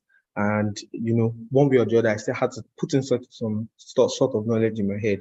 Not because I was going to get a degree after learning that thing, but because I needed to have that information to be able to make a very good conversation with the person that I was going to speak with. So technology has one way or the other actually influenced education. And a couple of ways it has influenced is in terms of the delivery of education. Now, I'll give an example. When we started Treford, we were holding physical classes, right? We started with human resource training, because my partner is a certified HR person and also a certified project manager with the recognized project body in the world. And this was as far back as 2019. And then we were holding physical classes. We started in Ife, and then we did one in Ibadan for project management, HR, and also for product management. And then fast forward to 2020. In fact, before 2020, we started making plans to go to the next place. And we had even mapped out like curriculum and all of that. So we fast forward and we're like, okay, where's the next place we are going to now? I mean, it's 2020. We need to have our plans to, for where we are going to next and who we are going to teach next, or who we are going to partner with next. And we have started selecting states. We had chosen some places. And then at that time, COVID had started, but it was not yet as deep as we all thought it was going to be eventually, that it will keep us all in our homes for 7 months or thereabouts, and even more in some places. And then COVID struck fully. In fact, I think it was in March that people had to start locking shop, where sanctions started going out that you can't go out, you need to stay indoors, blah, blah, blah. And we now had to have a rethink, so if this is what is going to happen, does it mean that we are going to shut our business? Does it mean that we are going to shut our doors to even bringing people into the no-code space? What do we have to do, or how do we help people? And then we started out with, okay, maybe we should start with webinars, right? We think that we were like, okay, we think it's possible that people would even attend this thing. So let's start out with webinars. And then we started mapping out some specific, areas of concern that would help people, professionals now, that are working in big organizations. And you'll be shocked that in that 2020, a lot of big organizations from EY, KPMG, PZ, a lot of InterSwitch, a lot of big organizations, we're actually finding it hard to even measure performance of their colleagues or of the team, because in quotes, everyone was used to going to the office. The concept of remote work was not even very popular then. So people were used to going to the office. You could easily track and say, okay, these are people that have checked in. These are people that are doing certain things at certain times. But remote work was something that was not very popular, right? And so we started tapping into these areas of, corporate world. How can we help people, upskill and understand how to even manage and navigate this uncertain time? And that was how we started with some webinars. And after doing those webinars, right, we now said, okay, it seems like, okay, thank you very much. After we started doing those webinars, it seems like there's actually an opportunity here, so we can, start up our own, virtual trainings and all of that. And with that, we're able to just resume, just like we are doing right here now. We started out like the first full product management bootcamp. I think it was one of the first in Africa at the time then, and it was fully on Zoom, right? And people were able to, we had like facilitators from Global Accelerex, from Capital One, from like different big companies, and they were around. And all of these things happened virtually. So technology, one way or the other, improved, the delivery of education. Also, the way teachers are also, can become much more productive and efficient in the way they are doing stuff. It meant that with the use of technology, a teacher can, start certain things, and pretty much even multitask, and finish certain things faster because of technology. You can automate certain things as well. I'll give an example today. At Treford, our program managers, who happen to be the ones that facilitate certain trainings within the boot camps, are able to do certain things faster because of technology, right? And then there's also communication between tutors and guardians. I know of certain tools today that some schools are adopting to help the tutors and also the guardians to be able to relate with each other, to be able to monitor what is going on with their words. And then it also encourages collaboration in classrooms, right? Now you can, use certain tools like Mural, Slido. You can use certain tools like that to just help improve the way students and even words are, engaging and collaborating in class. And overall, it also aids in the preparation of people for their future lives as well. So I'll go briefly to, I think I have already touched on this section already, where I said tech in education. Pretty much with the advent of tech now, you can have like your virtual class without a lot of problems in quotes, right? Even though one of the biggest issues that people might be facing as educators is how can you transform or how can you transmit that physical experience to the online world? It's one of the problems that we have even faced at Sheffield, it's one of the problems that we've been able to solve to some really large extent, where we understand that there is a particular student to teacher ratio to keep the class sane, especially if it is online. There are tools that we need to be able to put in place to ensure that the class is not just you listening, but it is a collaborative effect between the tutor and also the people listening. Then we've also been able to infuse a couple of other activities as well. That is not just talk from one person, but it's also a lot of infusing of other fun activities that people can enjoy while they're in class, right? And then people are able to also learn via other different means and alternative means. Imagine people also, they don't need to submit their homework, right, or home activity in a note or in a PDF, but they can even have much more engaging activities that they can make use of, right? And that is all because of technology. Now, what are the benefits to students? It allows for more personalized training. I'm just going to hide this floating meeting control. So it allows for more personalized training. It also has helped to improve students' communication skills, and it helps students also prepare for the future as well. So I would not, dilly-dally on this part again too much, because I think we are already familiar with this part. The differences between the traditional teaching and learning and then teaching with technology. First things first, as you can see here, the physical learning materials and equipment are what you pretty much use in a traditional class. However, think about it. If you are teaching people virtually, we are in this session now, we are about 40. I'm sure Zoom can accommodate about 200, but imagine us having about 200 people in one small space. It becomes a problem, right? You need to start factoring out what kind of space do you need to use? How do you ensure that everyone is not feeling choked, and all of those things. Also, there's limited access to educational materials and information, right? Because you need to keep going to the library. If it is a traditional method, you need to find like different sorts of books. In fact, for you to have all the information you need, you might end up having like full tables of books. But with technology, you just need to go to the internet and get what you need and search, right? And then with the advent of AI now, you just need to open any of these AI tools that are available today and take advantage of them. Then what are the disadvantages of technology, right? It might seem like this is weird, like there's no disadvantage, but I think it is worthy of note to mention some of these things. First things first, as an institution, for instance, that is looking to adopt technology, sometimes it could be expensive, right? And then sometimes there's a learning curve as well. So notice, in fact, that sometimes you need to probably even help these tutors, right, or these educators to be able to understand how these things work, right, before they can adopt it and adopt it very well. Then sometimes it could also be distracting for the students. While I was serving then as well, I remember that I was teaching some students back then, and sometimes social media, right, it could be a distraction. And then you come to class and you hear certain things from them, and you're like, you're supposed to be doing this. Like, this is what we should be focusing on, not some of these things that you're talking about right now. And even up until some of us that have like maybe younger siblings and maybe nephews, nieces, you notice that, especially for those ones that have access to some of these things, it could be a distraction for them. And then now let's talk about briefly how education has influenced technology. And I'll tell you this because I am, I'm a living, testimony about it. Permit me for saying that, but because while we were mapping out and developing our curriculum at Sheffield today, I'm closely looking at my time.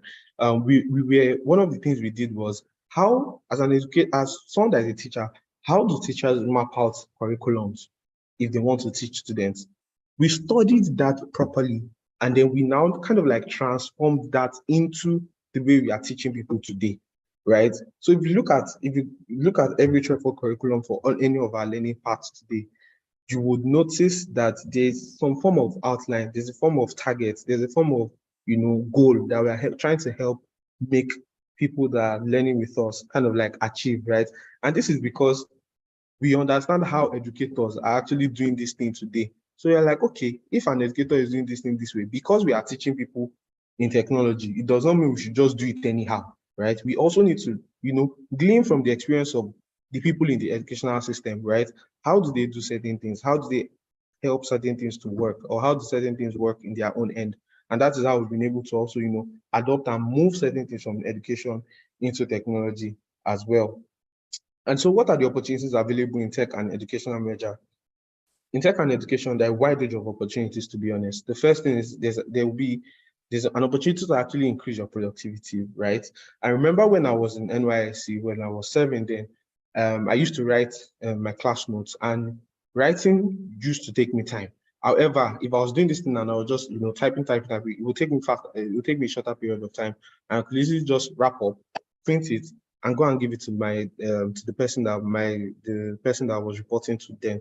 But because you had to write and all, it was going to take a lot of time. So there's an opportunity to actually increase productivity for people, especially for educators and even for the learners as well. Also, there's an opportunity to also help educators become more tech savvy. There's an opportunity there, especially because some educators are still finding it very hard to start adopting technology, right? But just like a kid or just like a young person that you say, okay, let's say computer training center, that means go to a computer training center in Yoruba, right? It's not so hard for you to, start small. My dad today, if he wants to do something on his phone, you say, I want to do this thing. And you say, no, don't do it. Let me see how you are doing it, right? So that next time when I'm not there, he can also do it by himself, right? So educators need to be a little bit more tech savvy, and they need to make conscious effort to do that, right? Because it is what you understand that you can teach people. It is what you know that you can actually teach people as well. Then the second way education has also, education and technology has merged today, it has become a global marketplace for practical courses and credentials. Today, we have seen the rise of different educational technology platforms, Kunda Kids, ULesson, Treford is one, Udacity, Udemy, Coursera, name it. The only reason why they are able to even prosper or succeed today is because they are offering education, right? But through technology, right? And those are like opportunities that are available for educators today. How can you leverage on some of these tools to be able to offer, to be able to offer education, to be able to offer whatever it is that you are teaching, whatever content it is that you are delivering to people and easily, and also transform. That is the opportunity I think educators have today. They already have the in-class experience, so they should be able to understand technology enough to be able to transform and transmit that experience of learning in class to the technology in a technological way, or to the online experience as well. And then lastly, adoption of AI. There's a massive opportunity there today.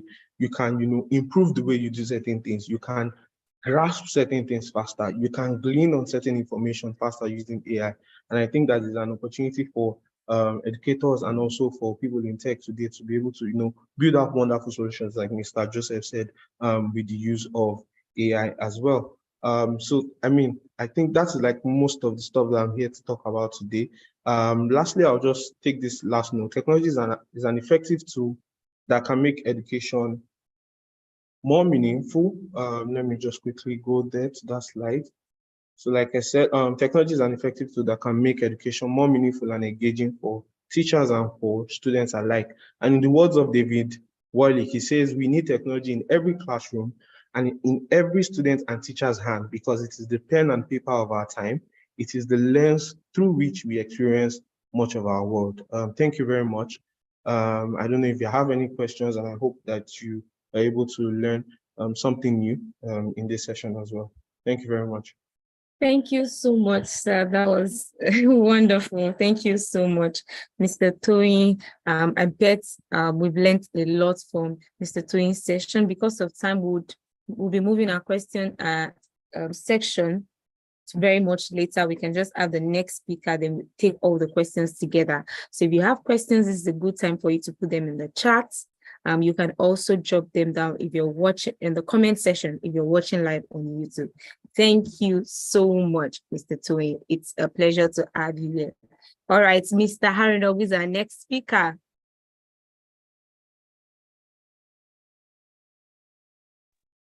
All right, our next speaker is, there's a feedback somewhere. Sorry, Can you mute? Sorry, I'm going to mute everyone so that, okay, perfect, okay. All right, our next speaker. All right, Mr. Chinedu Neze is our next speaker. Yes, and with over a decade of experience in the banking industry, Mr. Chinedu Neze has become an accomplished professional in the field of digital banking. Throughout his career, he has demonstrated a very keen ability to innovate and create world-class digital banking platforms that have significantly improved the client experience.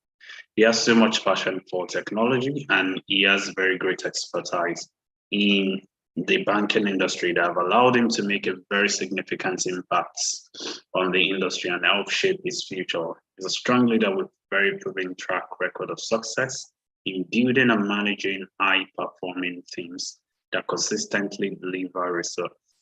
Mr. Chinedu is committed to excellence in all that he does and is dedicated to helping his clients succeed in today's fast-paced digital world. And speaking today is going to be speaking with us on the importance of integrating technology in education. Thank you very much for joining us, sir. Okay, thank you very much, everyone. It's an opportunity and great privilege to be speaking today.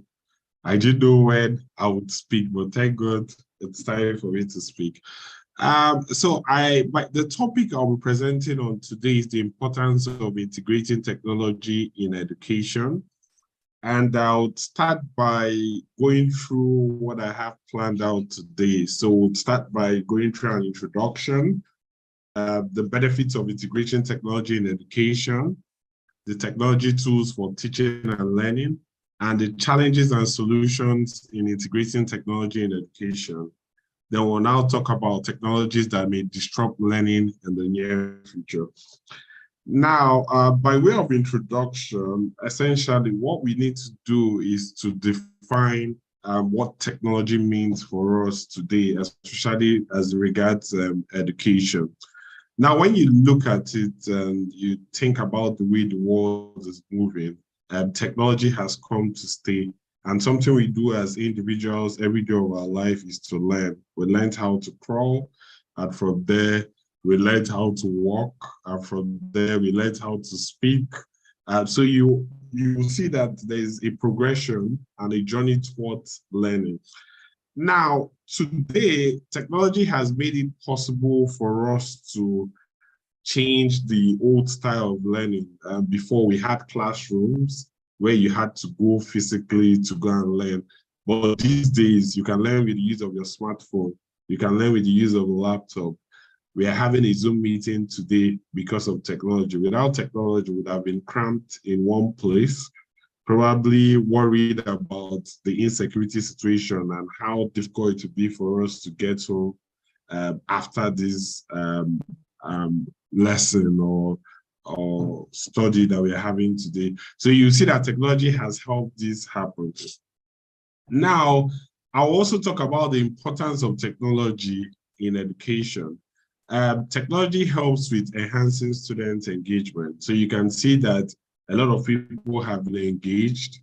Even if people were distracted, you're able to record this Zoom call and listen to it later. So you can see that without technology, this wouldn't have been possible. So you'd have been relying on someone, maybe writing the minutes of this conversation and trying to, read through it. Now, technology helps with personalized learning. So today, there are numerous tools available where you can use to learn, right? Today you have Udemy, you have Udacity, you have Coursera, and the likes. If you want to learn a particular language, say a coder, you just go pick up that language and learn it, and you can learn it at your own pace. You couldn't do those things before without technology. Now, you can also see that technology helps with supporting accessibility and inclusivity. Before now, people in remote areas will never have access to technology.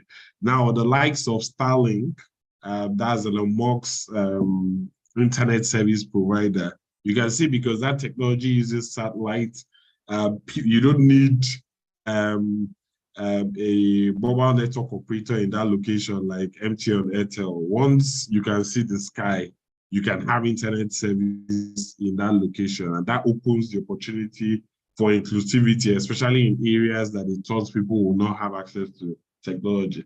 Now, technology also helps with collaboration. Today, we are all collaborating. I'm in my house, giving a lecture today on the impact of technology in education, and you can see that everybody is hearing me from all parts of the world. I'll go into the benefits of integrating technology in education. Some of the things we have seen in the industry is the idea of using gamification, virtual and automated reality, augmented reality, and interactive media. So I'll just go into it quickly. Now, today, a lot of us have heard of Kahoot, which is supposed to be a learning tool or a learning platform, but you learn by way of playing a game, essentially. So what typically happens is that you're competing against people, but you're learning from it because you're embracing technology, right? I'm so sorry to interrupt you, sir. We're not seeing the screen you're sharing. We're still seeing the very first slide. Apologies. Oh, really? Yes, sir. So what can you see? We're still seeing the first slide, the importance of integrating technology in education. Okay, you know what I'll do now is, I don't know if you can see it better now.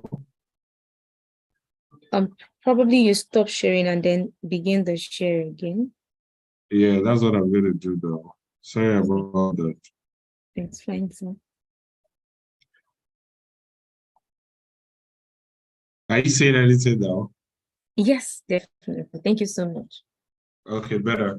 Okay, so I was talking about gamification, virtual and augmented reality, and the benefit. So I said, in terms of gamification, if you look at Kahoot today, Kahoot is a tool that enables people learn by playing games and competing against each other.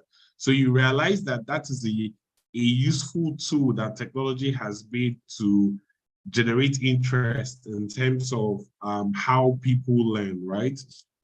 Virtual reality and augmented reality has also come to play a significant role in learning, right? For people who are a little bit older, when you talk about how we used to learn chemistry in those days, they'll come tell you about oxygen, tell you about hydrogen, tell you about nitrogen. All those things, if I see them, I don't know what they look like, right? But wearing a virtual reality headset can immerse you into a class, and you're able to actually go to a lab, interact with all those chemicals, and mix it together in the VR augmented reality setting. And you're able to mix those chemicals together instead of cramming a lot of the compositions like we're doing in the past. So that's what technology will do. So you don't necessarily need to build any physical lab for your students. So what you can see is that today you can buy headsets for all the pupils in the class, and they're able to carry out practicals of whatever form of practice or tutorials that they want to do because of virtual reality and augmented reality. Now also, you can use videos, right? We're using videos now. You have YouTube, you have Coursera, you have Udemy, you have different platforms, even YouTube today, even on Zoom, right? That you can use to instill the benefits of education to the people that you're currently teaching. Now, talk about technology tools for teaching and learning in more details. So we talked about learning management systems, right? Such as, modules, such as Coursera, such as YouTube. These are tools that enable people to learn today, right?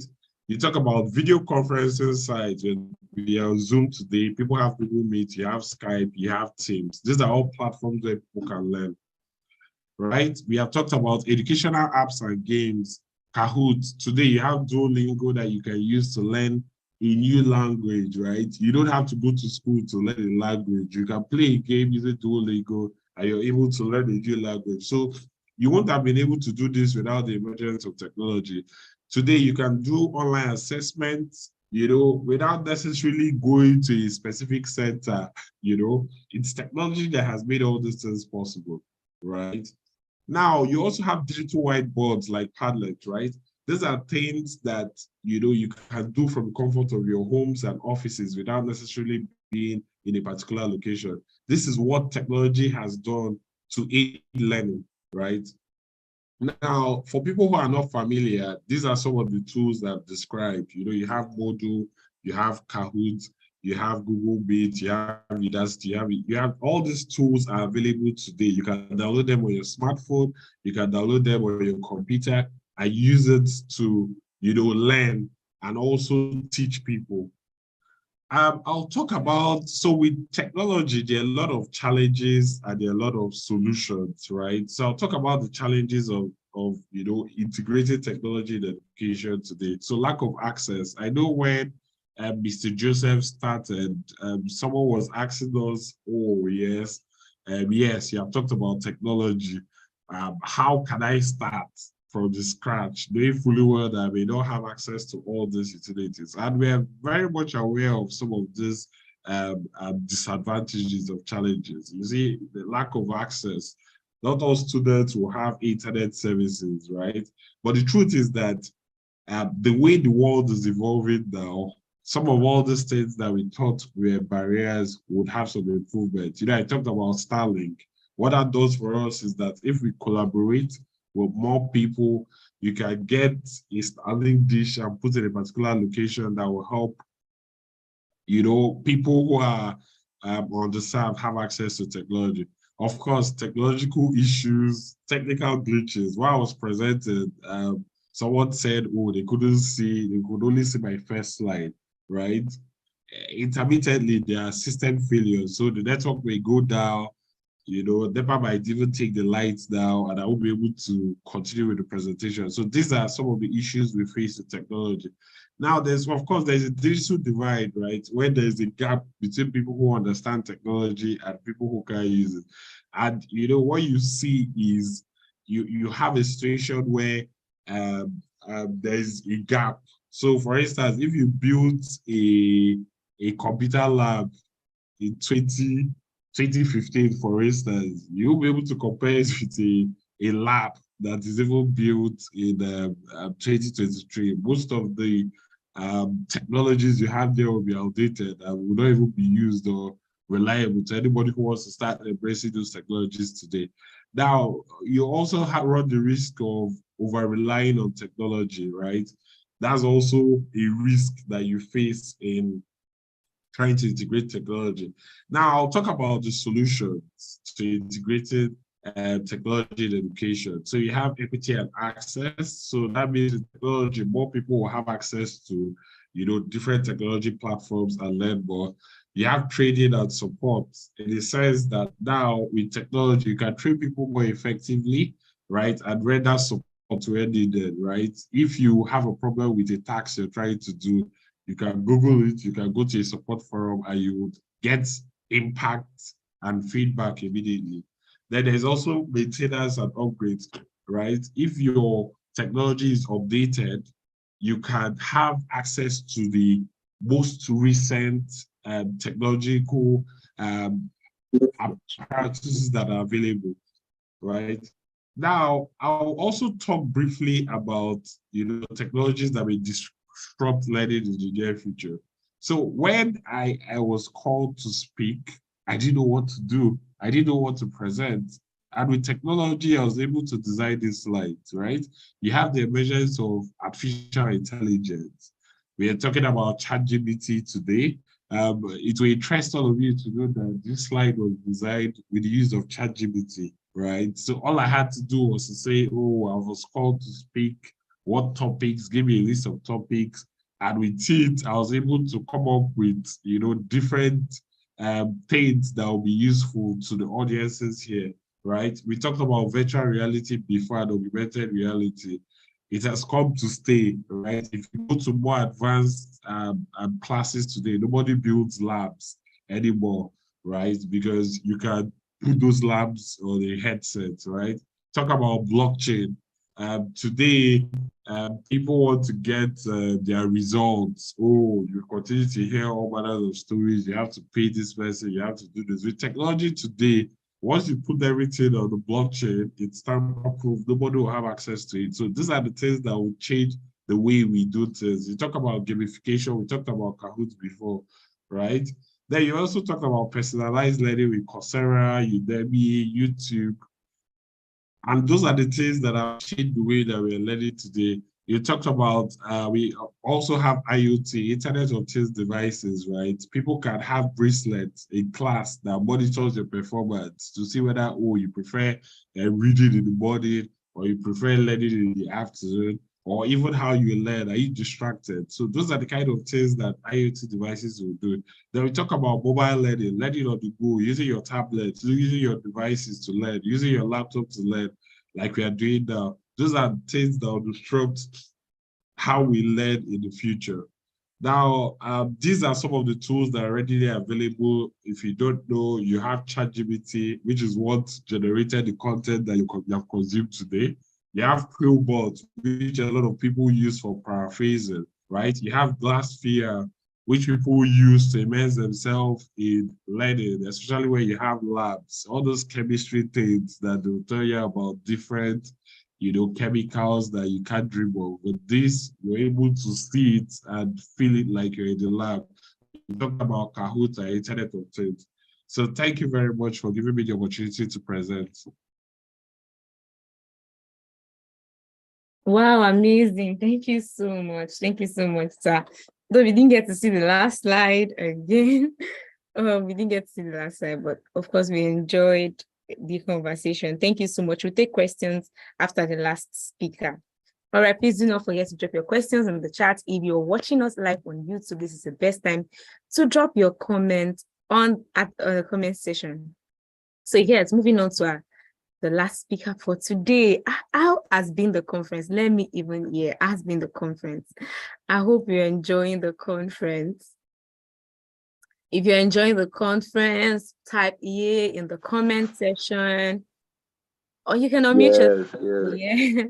All right. Apologies. I would also like to apologize because I know we've taken a bit of our time. Please, we apologize for that. We are coming to the final session of this conference, and to take us, the last speech for today is Mr. Aderito. So I got to know that Mr. Aderito is also a doctor. So apologies for that, Dr. Aderito. This particular speaker is very personal to me. Why? Because he's the founder, the president of SQI College, a very popular college that has raised a lot of, tech geniuses. Talk about friends who are close to me, people that I know, they, have been mentored and brought up by SQI College.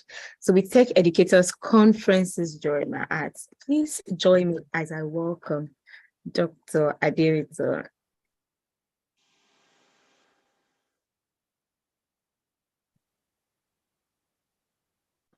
Okay. Hello, good evening, everyone. Good evening, sir. Good evening, sir. Good evening, sir. Welcome, sir. Oh, great. I'm happy to see that I'm on audio. Okay. So I'm excited to be with us this evening. It's been a very wonderful moment. It has been a long time that I stayed awake like this. It's because the conference is powerful enough. Wow. So for Rubis Technology, thank you. Thank you for putting something like this together, especially about education. So because of the time that I've been fast spent, I'm going to see how we can make this brief. Anyway, I don't know if I can be given the opportunity to share my screen as well. Would that be possible? Yes, please go ahead. Okay, thank you.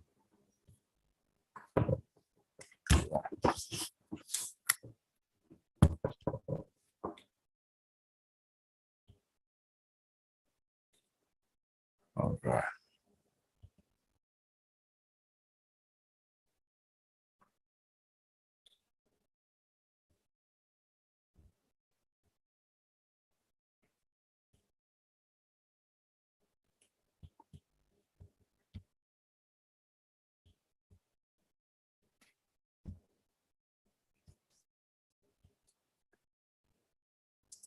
Okay, the screen share is loading right now.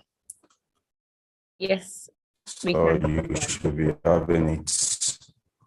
Yes, very soon. All right, great. So far, I want to acknowledge the growth that we've had throughout the conference so far. I want to say a big thank you to Joseph Agumbiade. It was a wonderful moment with him. You know, those great experiences being shared. We talked so much about content delivery. I mentioned great inventions that has been around that we are proud of, like the U lesson. I also grateful for the this is the first time I was here. I'm hearing about something like that, and it really it struck depth with me. David almost made me feel like going back and teaching, you know, primary school students and making them have that feeling that David is already giving them. It's such a wonderful, wonderful feeling. And Chinedu as well, lab stuff. I wish all schools could know about this. It will really have a great impact on the things we do today. All right, now, you know, the merger, I will call it the great merger, because when we talk about tech today, every industry needs to merge with tech to make sense today. Without tech, the industry will die soon. That is just a fact. Remember what brought me into tech? Sometimes in the early 20s was when I began to notice something that was happening to the post office system. You know, as at that time, in the year 1999, that was the first time, 1998, 99, that was the first time I heard about the internet. And then we don't have direct access to the internet. We go to a cyber cafe, and if someone sends you a mail, you have to give the cyber cafe your email and the password. You don't have access to the computer. So they go in, open up the mail, and print it out to give it to you. So then it struck something within me that what is going on? You know, the normal mail that we send that would take a month, 2 months before it gets to its destination, like maybe the USA or the UK, and another additional month before it gets back to you. And someone called and said he sent a mail minutes ago and I can get it immediately. You know, I was like, if this thing becomes popular, who else would be going to the post office to send any form of mail? So then I knew the post office is disappearing already. And after some years, when people began to have access to cyber cafes, where you can actually sit down with a computer and search for something on the internet by yourself, post office began to disappear. And today, nobody goes to the post office to send letter again. We all use mailing system or even something faster, cheaper, like the WhatsApp to exchange messages. Now, this effect did not stop with the post office. It went on to affect even the banking sector. That if there are any banks today that haven't merged with technology, that bank, I don't think it exists any longer. So every industry needs to merge with technology to survive today. And no industry is excluded from this challenge. However, when we talk about the education industry, the reason I call it the great merger is that, you know, education produces every other industry. And no other industry, or let me say, the tax is not with any other industry to produce themselves or produce education. Education produce doctors, produce engineers, you know, produce all kinds of profession. But we don't have doctors producing engineers. It does not happen. So if anything is wrong with education, you can be very sure that everything will be wrong with every other profession, So that is why if every industry is merging with technology to become great, to have more bigger impact, education should not be left behind. In fact, education should be at the forefront of this whole thing. Now, I want you to see something right here on my slide. As the introduction, I've told you about the importance of technology to every industry, including education. And I have this acronym C, which makes every industry to see better and be able to make progress. The importance of this acronym C is that when you can't see, you lack speed. All right, just try it even within your room, within your house. Blindfold yourself and try to move around. Then you might blindfold yourself and try to move maybe to your school or your working place and see how impossible it's going to be. But technology makes this wonderful. It gives you speed, it gives you efficiency, and it gives you ease. But let's talk about the application of technology to education right now. In front of you in that slide, you will see as a diagram of a rocket. It's actually a missile, but let's think of it as a rocket so that I will not be scared this evening. So this is a rocket, and looking at this rocket, it's something that can travel within cities, from one city to another, can travel hundreds of kilometers. But do you know that all the journey that this rocket is going to take, everything is just because of this thing we call the warhead? It's traveling hundreds or thousands of kilometers just to deliver the warhead. For example, Elon Musk's rocket can travel, straight into the space just to deliver a satellite, a space satellite, so that we can have this Starlink internet. So this warhead is the same thing as something like a space satellite. Now, if this is all this rocket is taking to another city or to 1,000 kilometers away, what is the importance of this remaining part of the rockets, this other part of the rocket? You will notice that the warhead is just one out of like 17 other parts of this rocket.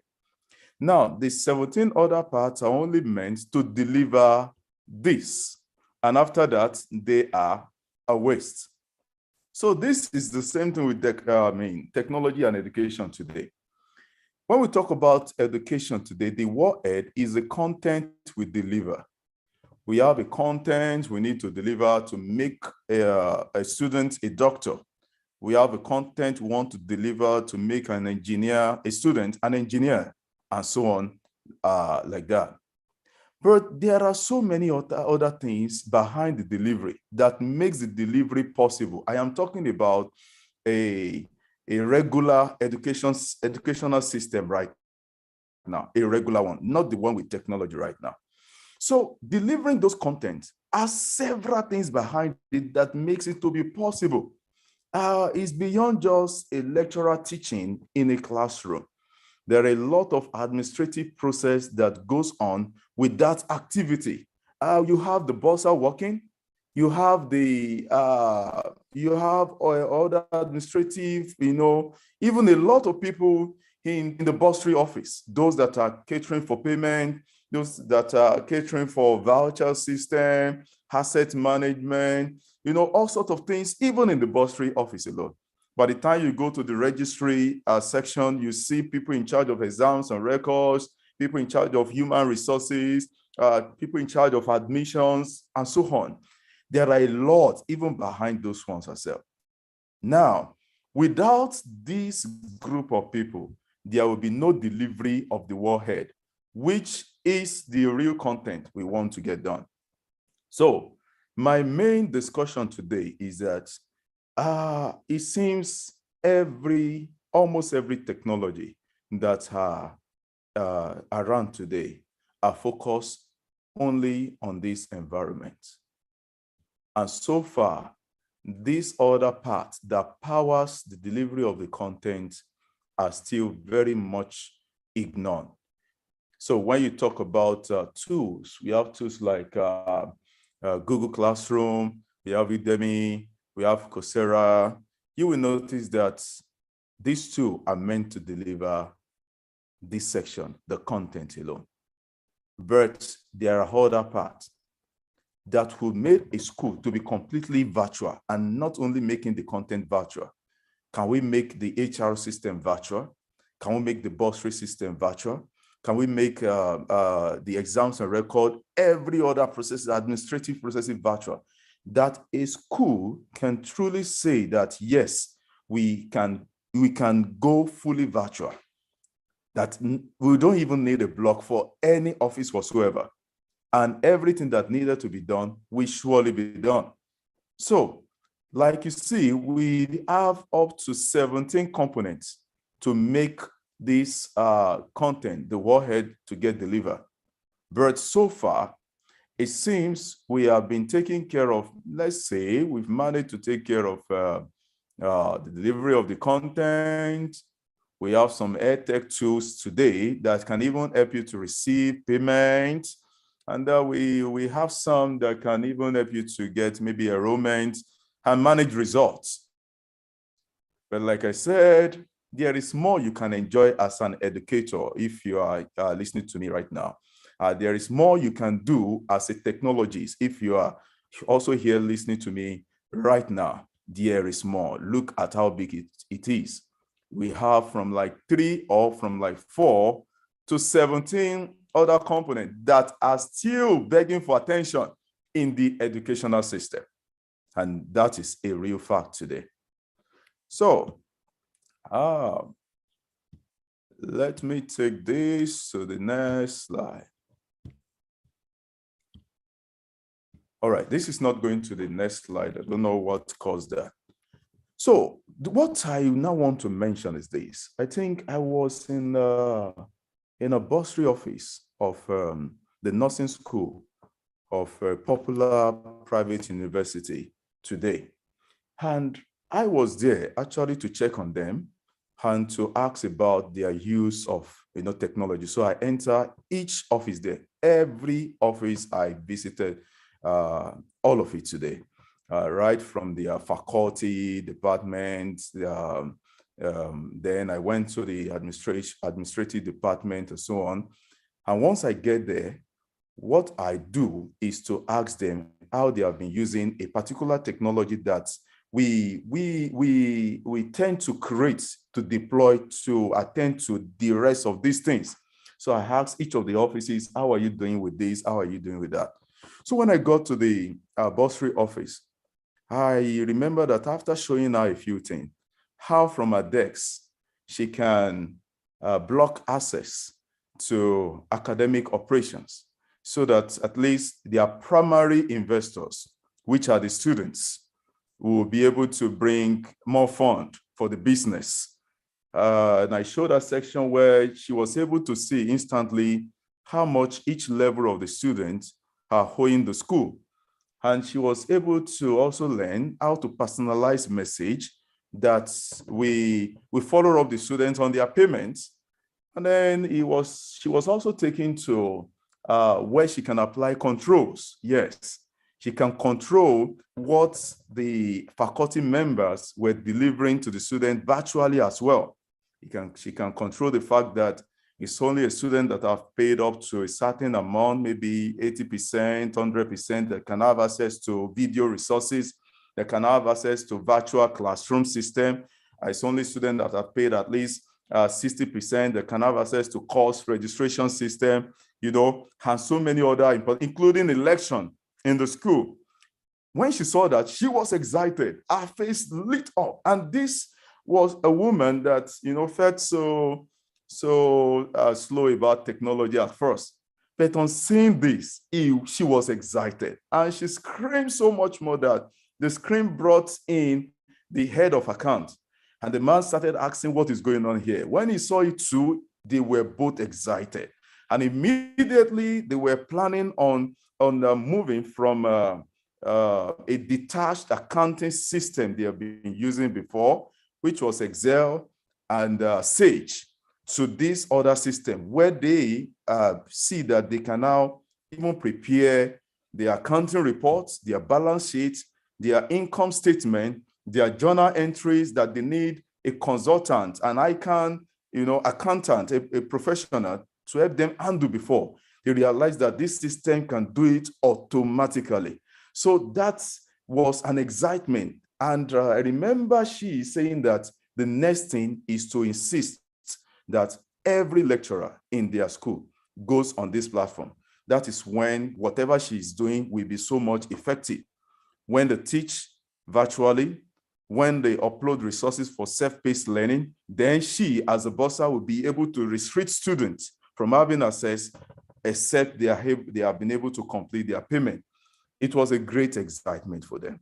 So for technologies in the house, please, I want us to have in mind that there are still more that is needed in education beyond the content. There are more that will help in delivering the content. Because when a school keeps delivering content, yet they could not get their fund easily, they could not manage their staff easily, staff could not apply for loan on the same platform, the platform could not check which staff is active and decide which one is eligible for payments. All those things remains an headache for schools today. So there is more to be done, a lot to be done. So in our college at SQI College of ICT as well, there was a scenario that happened when we were transitioning into a college and we needed accreditation. We knew it's going to cost a lot. So I remember a professor, that is so near to the college at the main campus, said something that reached us. He said, where do they want to get the fund? And they think it's a child's play. Where do they want to get the fund to make it happen? And truly, it could be so expensive to establish an accredited college. However, one thing that the professor do not know is that all of our system, everything has been automated, everything. And this saves us a very huge part of it that we can now focus on only the most necessary part of getting, the content done. And that is why it's so easy that we are just dropping campuses like as if it's that cheap, just dropping it anytime we feel like, and the same month is dropped without any massive marketing, whatever. The campus is filled up and the management, everything is intact. So in conclusion, what I am saying is, first, it is so important, so crucial, it is not negotiable for education to come into merge with technology. And that is if education in Africa wants to survive, just like every other industry. If any school wants to survive, you have no way you are escaping to. And now the message to technologies here is that there are more to just delivering content. We need to continue to work on what is behind, what is needed to deliver those content. Just an addition, the system we work on, we can just go in and create an office. We create an office, recently we created a PR office, and then we told the system the powers of the office. We told the system the activities and the job description of anyone we put in that office.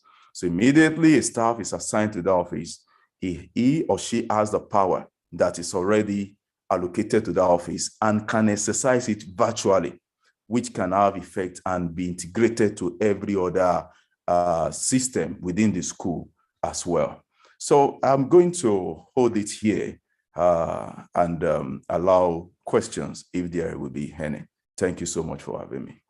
Thank you so much. Thank you so much, Mr.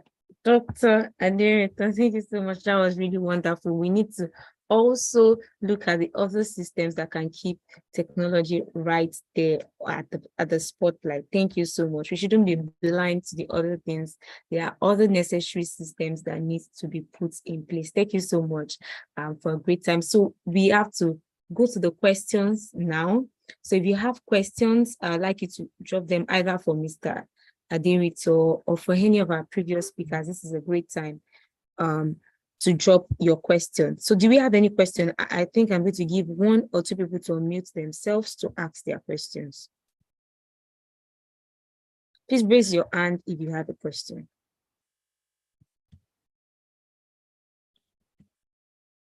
Either for Mr. Toyi, or for Mr. Chinedu, or for Mr. Joseph, for those on this call. Miss Sylvia, I hope all your questions have been answered so far. All right, somebody is raising his hand. Let me see who that is. Okay, no, okay, that was nobody. Okay, any questions? All right, so I'm just going to look, read out. Okay. Dr. Chukwemeka is raising his hand, please. Oh, is the one raising. All right, please go ahead, Dr. Chukwemeka. Yeah, I have a question for Dr. Aderito. Okay. What has been the biggest resistance to automating school systems? Because I've been in a system where some things come up, biometrics, some things trying to move virtual, but I face some resistance. So what major resistance have you experienced in automating systems, especially in the school setting? I don't know, yours may be a private school, like public school setting. And how have you been able to deal with these challenges? Okay, thank you, Dr. Emeka. There are 3 major resistance that we've taken into account. Even as wonderful as the technology we introduce to them is, change is a constant resistance. They will resist it with all their power. Just that stress to learn a new thing is always a challenge. And I'm going to mention how we've been attending to that and helping schools to, to get around or get above that. Another is interests. When you tend to introduce technology seems to expose so many things, within the system.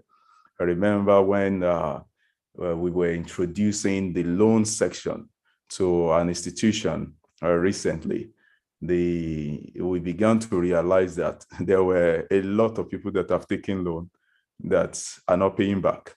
There are some that have taken loan and then resign. A lot of things have gone so wrong. People could go to the loan officer, and talk to him, don't deduct my loan in my payroll this month, and he will forget to resume back the loan. So the moment we show them the section where loan is being managed in this same system, the section manages it automatically. You apply for your loan on the same platform you are using to teach your students. And the system put a restriction. You can't overtake a loan so much more that you will lack the ability to be able to pay back, because it will check your benefit and deduction and ensure that you are taking the right percentage. So while we're deploying the system, oh my God, the resistance was much. This time around, not because of change, it's because of interest.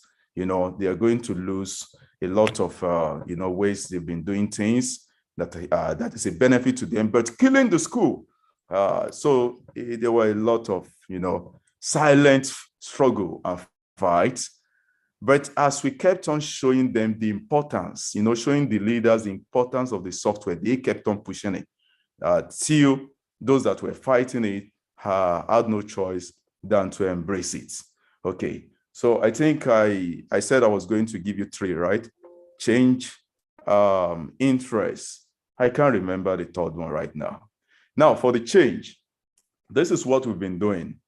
If you have all departments in the school struggling with the change, we realize that there will be at least one person that will stretch forth his hand to embrace.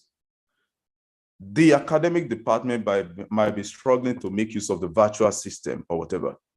But now, by the time the accounting department embraces it, they will be the one to insist and motivate the academic department to use it, because their uses will make the accounting department to work effectively as well. So using, the first group of people, or even if it's just one person, to motivate the rest, that is with the change aspect.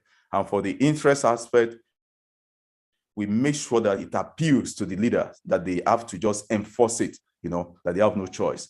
And in the system as well, it has what we call the CCTV, that watches what every offices are doing. So you cannot manipulate something and say it's the software that is causing problem.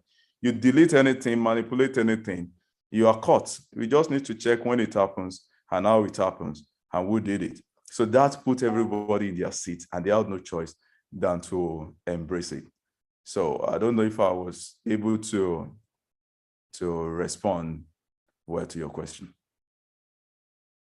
Dr. Thank you. Chukwuemeka. All right. Okay. Yes. All right. So this particular question is from me. Currently I work as the training director here at Rubis Technologies. Of course, I did not study education. I studied computer engineering, and I have a lot of passion for educating people. But coming to tech and teaching kids technology, what I've come to realize is that I have so many uninterested people, especially the techies. So you tell them to come and pass down knowledge, and they're so uninterested with kids. Some of them even failing. So my question is, how do we encourage people to, these are tech giants, how do we encourage them to come to education, to train people passionately, and not just do it because most of them just give up. They get tired, weird out because they've written millions of code. They have one server running down, and then coming down to sit with kids. Some of them are tired and exhausted. So how do we encourage? How do we get more people who are passionate about passing down their knowledge?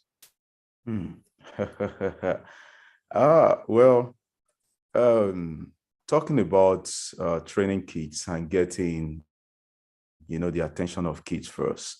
I tried that with my kids at home recently.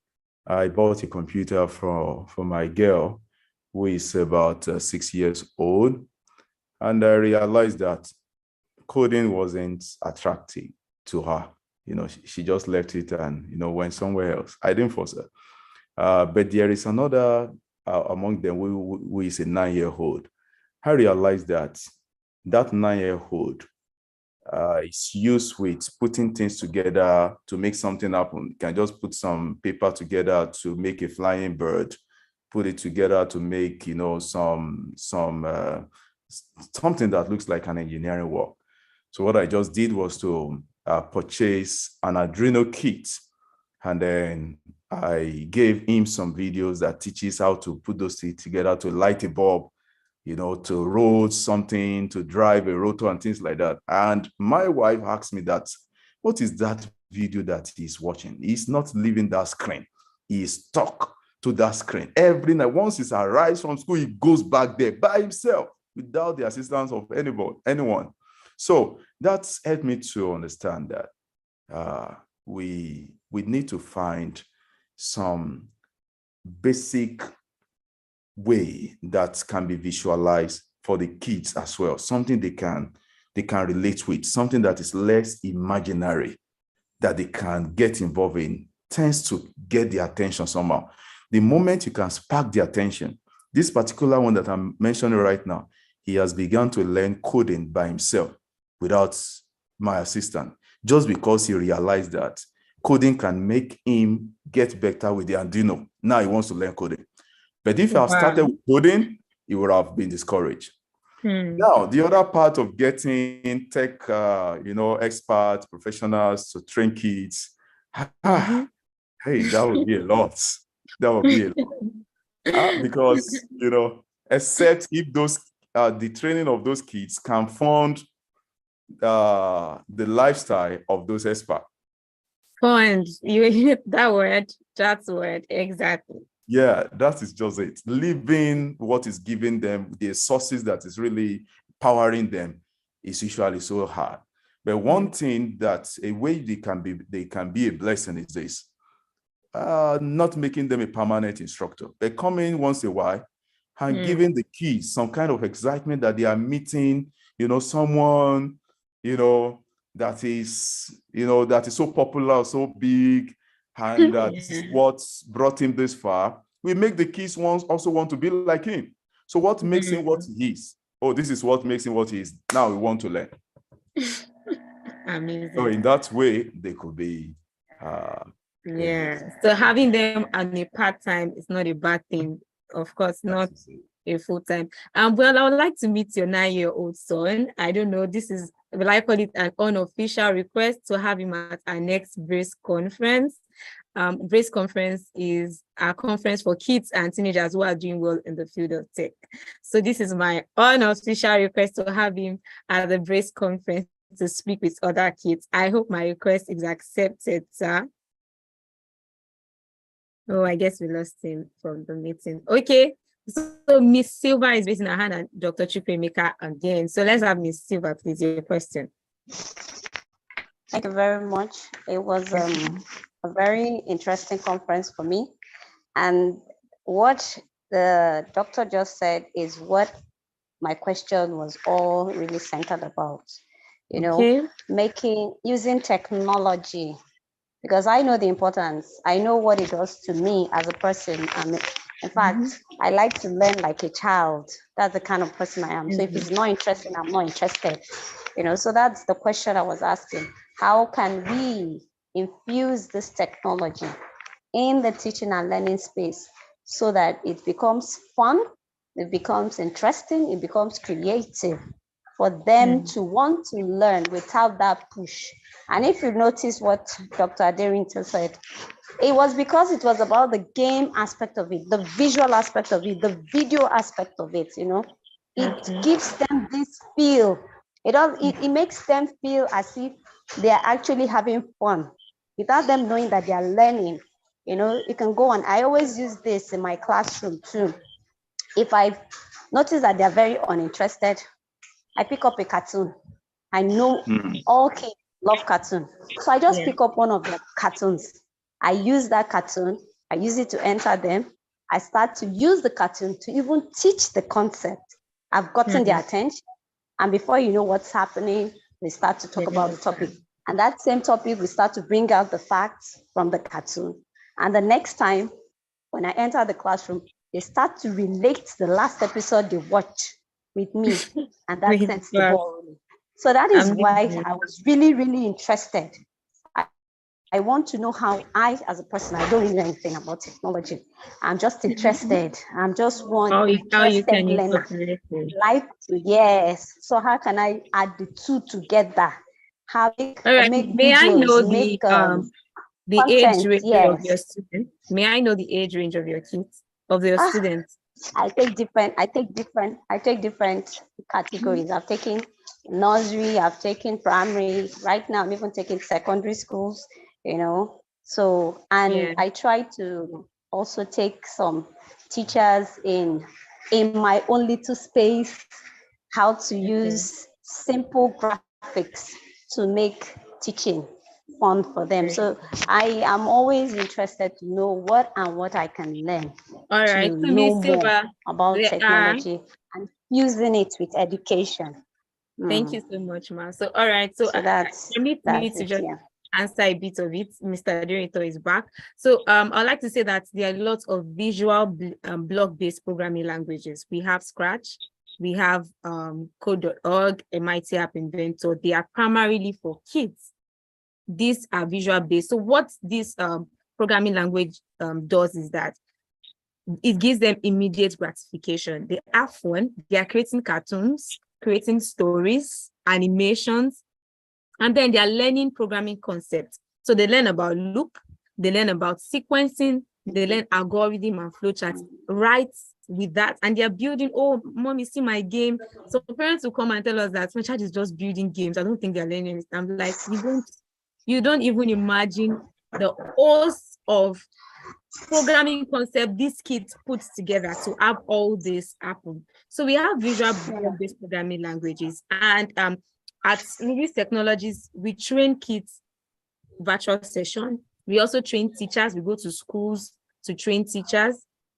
We also form code clubs in schools to train students. So it depends. You can choose to either have us as your coding instructor or incorporate it into your syllabus if you want us to have a syllabus for you, or we come and form a code club in your school. So I'm going to drop details on how you can reach out to us if you need us in your school. So Mr. David, she was asking how she was going to help the kids. You know, you have answered a bit of it when you talked about the Arduino part. So she's now personalizing the question to herself now that, okay, how can she, you know, incorporate this straight into our classroom?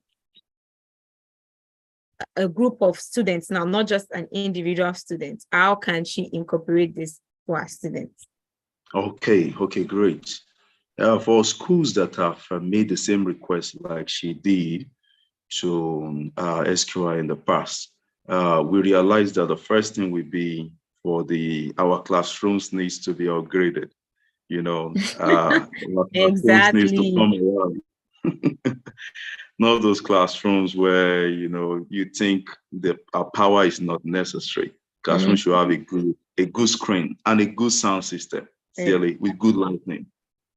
Classrooms should be like that today, right? So that's the first thing. Once you have those gadgets in your classroom, I'm telling you, getting visual content to engage your students wouldn't be a challenge at all. Now, when you use proper what do we call it, educational delivery system, it can even help you. You can use it it can learn very good. It can learn what is working for those group of students as you're delivering those visual content, and try to repeat it for any other group of students that comes again into that class. Somebody drop a private chat right now and ask for the name of the software that I mentioned about delivering to school. So I would just drop it generally on the group. The software takes care of education generally, including administration. So it's like once you deploy it for the school, everything is automated. I'm going to drop it generally on the group so that everybody can see it, and then you can research it on your own. Yes. You know? So if you like to automate your schools, please. And how can they reach out to SQ High if they need your services for their schools to automate their schools? How can they reach out to SQI College? Thank you for that question. SQI College of ICT delivers only technological education from coding to robotics, you know, advanced level to manufacturing, you know, like that. But SQI College of ICT has its parent company, which is SQI ICT Consultant. The parent company are the ones that attend to technology, this thing, not to only schools education, but all other industry as well. All other industries. So it's that parent company that developed the EDOs here that makes work easy for the school and cheap for our school. So you can reach out to the main company by going to info.sqi.ng. I will drop that on the chat as well. Yeah. Yes. Okay, so saying another question in the chat. I think she said it's only school-based solutions you have, out of private home-based solution. Yes, this particular application works either way. There are institutions that has no single block laid like this that are operating fully on this application. Their HR, their bursary, everyone is on it. And they don't have a single block, yet they have students all around the world that they are teaching directly in their homes. So I hope that answers your question, Siva.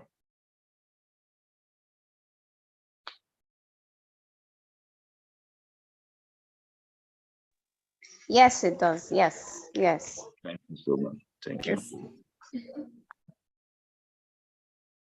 Okay, so do we have any other question for Mr. Adirito or any of our previous speakers? So I'd like to ask Mr. Tony, my question goes to Mr. Tony.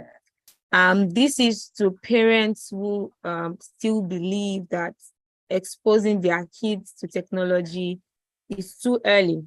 It's too early. How would you encourage them, Mr. Tony? How would you encourage kids? How would you encourage parents to get their kids, to get them started early on?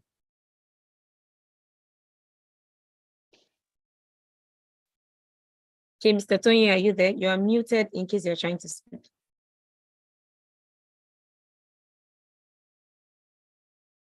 Okay. Yes, I'm here. Okay. I can hear you. Can that person take that question again or something? Yes, I said that. How would you encourage parents or probably school owners who still believe that kids, teenagers should not be exposed to technology now? So I think that would be a disadvantage to anyone that is against adoption of technology right now. I think you are going to be putting that person in a bad position, especially for the next couple of months, in fact, right? And you are going to be putting that person at a disadvantaged position. I think that's what I was looking for. And I think, like I mentioned earlier on, as educators, I think it's important for us, right? And I say us because I also teach people. It's important for us to adopt these things first, right? And then it's easier for us to be able to pass this thing down to the people that are learning from us as well. And then even as institutions, which I'm also a part of as well, we should start imbibing, we should start imbibing and encouraging some of these things and, adopting some of these tools that will help our educators and even our students as well to start learning how to become tech savvy. But it's a lot more fundamental than this, to be honest, because it is when they see these things outside. A child can learn something in class and go back home and say, Daddy, Mommy, I saw this thing somewhere. I think, we should have this, or I think we should do this, and people should just open their eyes much more and become a lot more curious than normal. So yeah, I think that's what I would say. A lot more curious. And their parents who always insist my child has to do coding or robotics, when will you tell such parents that there are other no-code tech skills? Yeah, so yes, definitely. So I feel like first things first, I study psychology, by the way. So I think that there are a lot of other things that you can actually take from technology, because before a product can be successful, I always tell people, you need people that will be able to market that product. That is where sales comes in. You need people that would help you build out that product, that in fact work with the engineers to build out the right things that your customers need. That is where product managers comes in. You need people that will be able to handle the managing of the entire project life cycle, and that's where project managers comes in. You need people that will test the software to ensure that you are bringing out quality, and that's where quality assurance and software testers comes in. So there's a wide range of other things that you can play around with in technology. As much as the engineering counterparts are very important, then the non-engineering counterparts are also very important as well. If you build something that nobody will use, then you've wasted time and money. If you build something that nobody would even you don't get customers on to use as well, it's almost as good as useless, right? So how about you find out what might tickle your child's fancy beyond just the engineering bit and open their eyes to, all the other possibilities of all the other things that they can also do as well, because there are a wide range of opportunities beyond just programming, in quotes. Wow.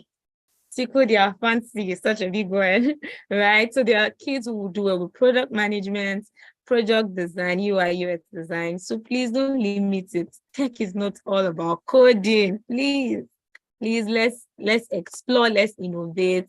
This is not just for kids too, for any student, any class. This is for schools who want to incorporate tech. Please do not, restrict it to only coding. All right, so I have a question in the chat. I apologize, this will be our last question for today. It says, so how do we manage the side effects of technology on education, even though EdTech has a lot of brighter side? Okay, Christy, you might want to rephrase that question. I do not understand.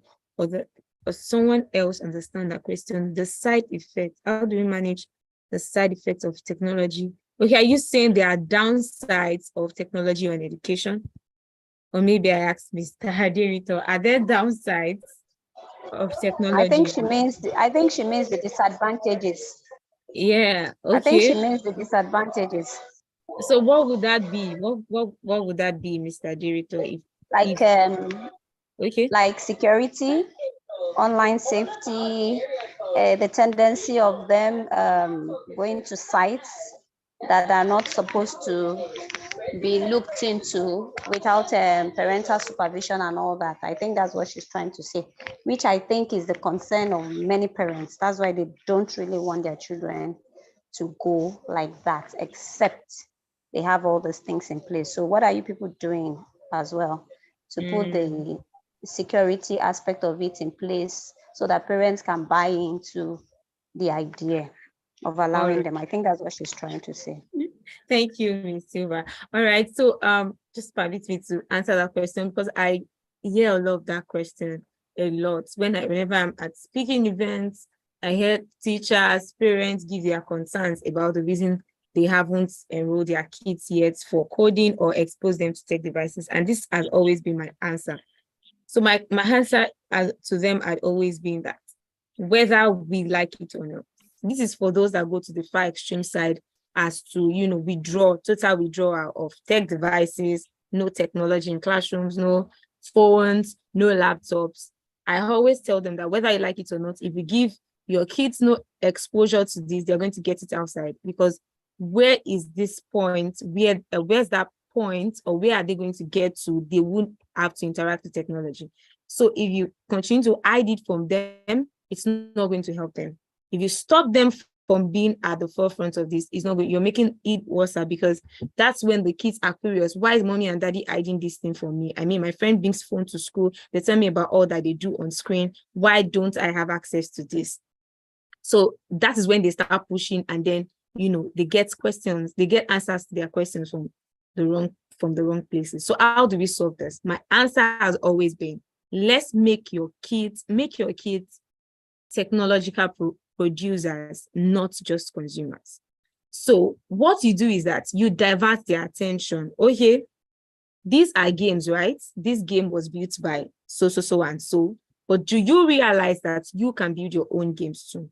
So what your child is interested in, oh, look at Minecraft, look at Roblox. Somebody put this amazing thing together. You can do it yourself.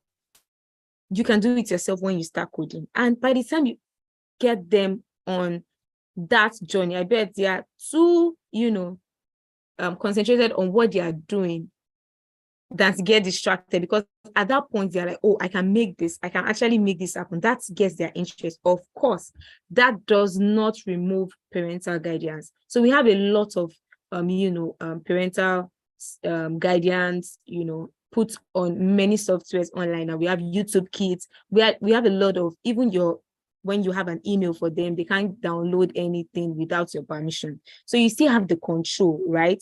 You still have the control, but please do not stop them because of the fear of the unknown. Please do not stop them. Don't rob them of a beautiful future because of your fear. I'm afraid this is all that we can take when it comes to questions at the Tech Educators Conference. I believe we've learned a lot. If I had my way, I'll be like, can we continue this conference already? Because I've just really had a great time. Mr. Joseph, Mr. Oluwaseun, Mr. Chinedu, Mr. Toyin, Mr. Aderito, and even, Mr. Temiloluwa's first welcome speech, and Dr. Dami. Oh my God, beautiful sessions. I got a feedback, and, someone said Tech Educators Conference should not be a day event. So look forward to Tech Educators Conference 2.0. Probably we're going to have the organizers have it to more than one day session. What do you think about that, Mr. Harina? Well, I think that would be really lovely because, there's so much to talk about. There's a lot of ideas to tap from, and there are amazing speakers, to actually invite on board to share from their wealth of wisdom. So I think it's a welcome development, and we'll discuss it and likely consider it in our next conference. So we can actually deliver the value people want from our conference. It's Yes. been quite amazing all through. It's been quite amazing all through. And we really appreciate everyone who took their time to stay up till this hours. Yeah, the OG. Thank it's a lot. Thank you most especially to all the speakers, our hosts, Ruby's Technologies, and the team and everyone behind the scenes that we can actually see, but actually working on all our social media platforms. Thank you so much, everyone, for coming to the Pacesetter, the Tech Educators Conference 1.0, the beginning of awesomeness. Yes, the beginning of awesomeness. Wow, I guess that should be our tag, our tagline now. Thank you so much. So to round up this session, for those who don't know who we are, what is Ruby's Technologies and what we do, we have a very limited time, but please permit me to just take us through. Ruby's Technologies is a social enterprise with a mission to train kids and teenagers with technological skills, with emerging digital and technological skills for global relevance. We do this through our various programs, one of which is our NGO, and which is Ruby's Tech Foundation, the biggest sponsor to Tech Educators Conference. Ruby's Tech Foundation is the non-governmental arm of our organization, which is just which has the mission to promote free events. We organize free online events, free physical events. We had one of our milestones events at Ijoko Lemode in Ogun State last year, where we trained over 150 kids on computer programming skills for 1 week. And we also have one coming up. Yes, we have one coming up. So that's one of the things you get to, the freebies you get as partakers of this conference. So if you have kids between the ages of 7 to 12 years, next week, Monday, we're going to be starting a free Scratch class for them, a 1 week free Scratch programming class for kids between the ages of 7 to 12. So please, the link to join that will be put in the chat. Please drop the link in the chat for those that are interested. It's absolutely free, and I want you to please sign up tonight. You can also indicate that you are you head of that event through the Tech Educators Conference. So if you have kids or somebody, a neighbor, please, it's absolutely free. Let them join. We also have other free programs that will be coming up before the end of this year. So do ensure to follow us on all our social media platforms at Ruby's Tech on Facebook and Twitter. We are also on Instagram at Ruby's Tech Foundation. Join us on Ruby's Code School. Ruby's Code School is the online coding school for kids and teenagers between the age of 5 and 19. We train kids through online programs. So if you want your kids to start from zero tech skills to full-fledged technological proficiency, Ruby's Code School is the right school for you. We have a 5-year course curriculum to train your child to becoming that tech genius. So enroll into our school. Ruby's Code School is the online coding school. So visit www.rubystech.org to know more about us. Thank you all so much for being a part of this conference. If you have more questions, please drop your questions in the chat. Would get to visit them. You can also reach us via info@rubystech.org for more questions. It's been an amazing time. I want to listen to your feedback. All right, please, can we drop the link to all this, the link to the feedback? Yes, it's time to take your feedbacks for the conference, our Tech Educators Conference. Please drop the link for the feedback. Drop the link for free April Boots Camp. Drop the link for Ruby's Code School programs. We have summer of codes coming. We're taking kids. April weekend group class. If you want your kids to be trained during the weekends, we have a session for you in April. So please drop the link in the chat. Please, who is in charge? Okay, I guess I just dropped that myself. All right, I'm gonna drop that myself.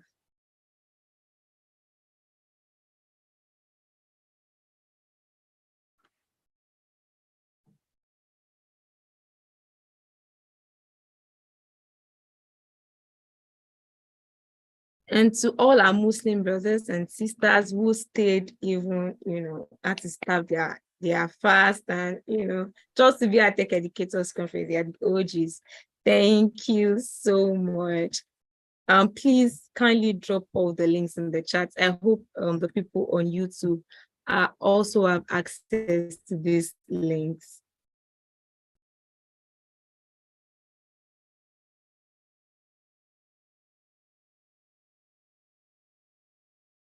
Okay, so what's your last word for everyone here, Mr. Harino? All right, so yes, a lot of things have been said about education and technology, and a lot of ideas have been shared by all speakers, and a lot of wonderful ideas have actually come from the audience as well. But then it would be a very great disservice if none of these ideas are implemented or tried in our local areas. So yes, action, action, action would be my own last words and suggestion to all of the beautiful ideas that we have, merged together, both tech professionals and educators. So let's just go out there, let's try out there, and let's also share from the world of ideas that we learned tonight to other people. And I think that's how it is. That's the spread of awesomeness to all other areas that we get to see the change we need in our education space. Thank you. All right, thank you. In my last words, I will say that the kids are the future of tomorrow, and to prepare them for the leaders of tomorrow. That kids are the leaders of tomorrow. Children are the leaders of tomorrow. So please empower them with tech skills, because that's the tool they are going to use to rule the future. Thank you so much. But remember, one of the speakers said the future is now. So are kids still the leaders of tomorrow, or they're the leaders of now? Yeah, true. They are the leaders of now. So please empower your kids, your schools. It's high time we have education fully immersed in technology, and technology as well. Also, having an excellent system of passing down education. It's been a wonderful night. I do not feel like leaving. I'm sure there are one or two people like me right now, but hey, it's time to take our BYEs. It's time to say goodbye. See you at Tech Educators Conference 2.0. Don't miss it. Don't miss it. Thank you so much for joining this session. I remain your co-host, Adejeke, and I leave the host to round up this session. Thank you. Bye. Bye, everyone. All right. Yeah, thank you very much. Thank you, everyone. Bye. So we'll meet again for 2.0. It's promised to be supercharged more than this. So thank you for everyone, the attendees, the speakers, and the team behind the scenes. Thank you, everyone, and have a lovely night rest.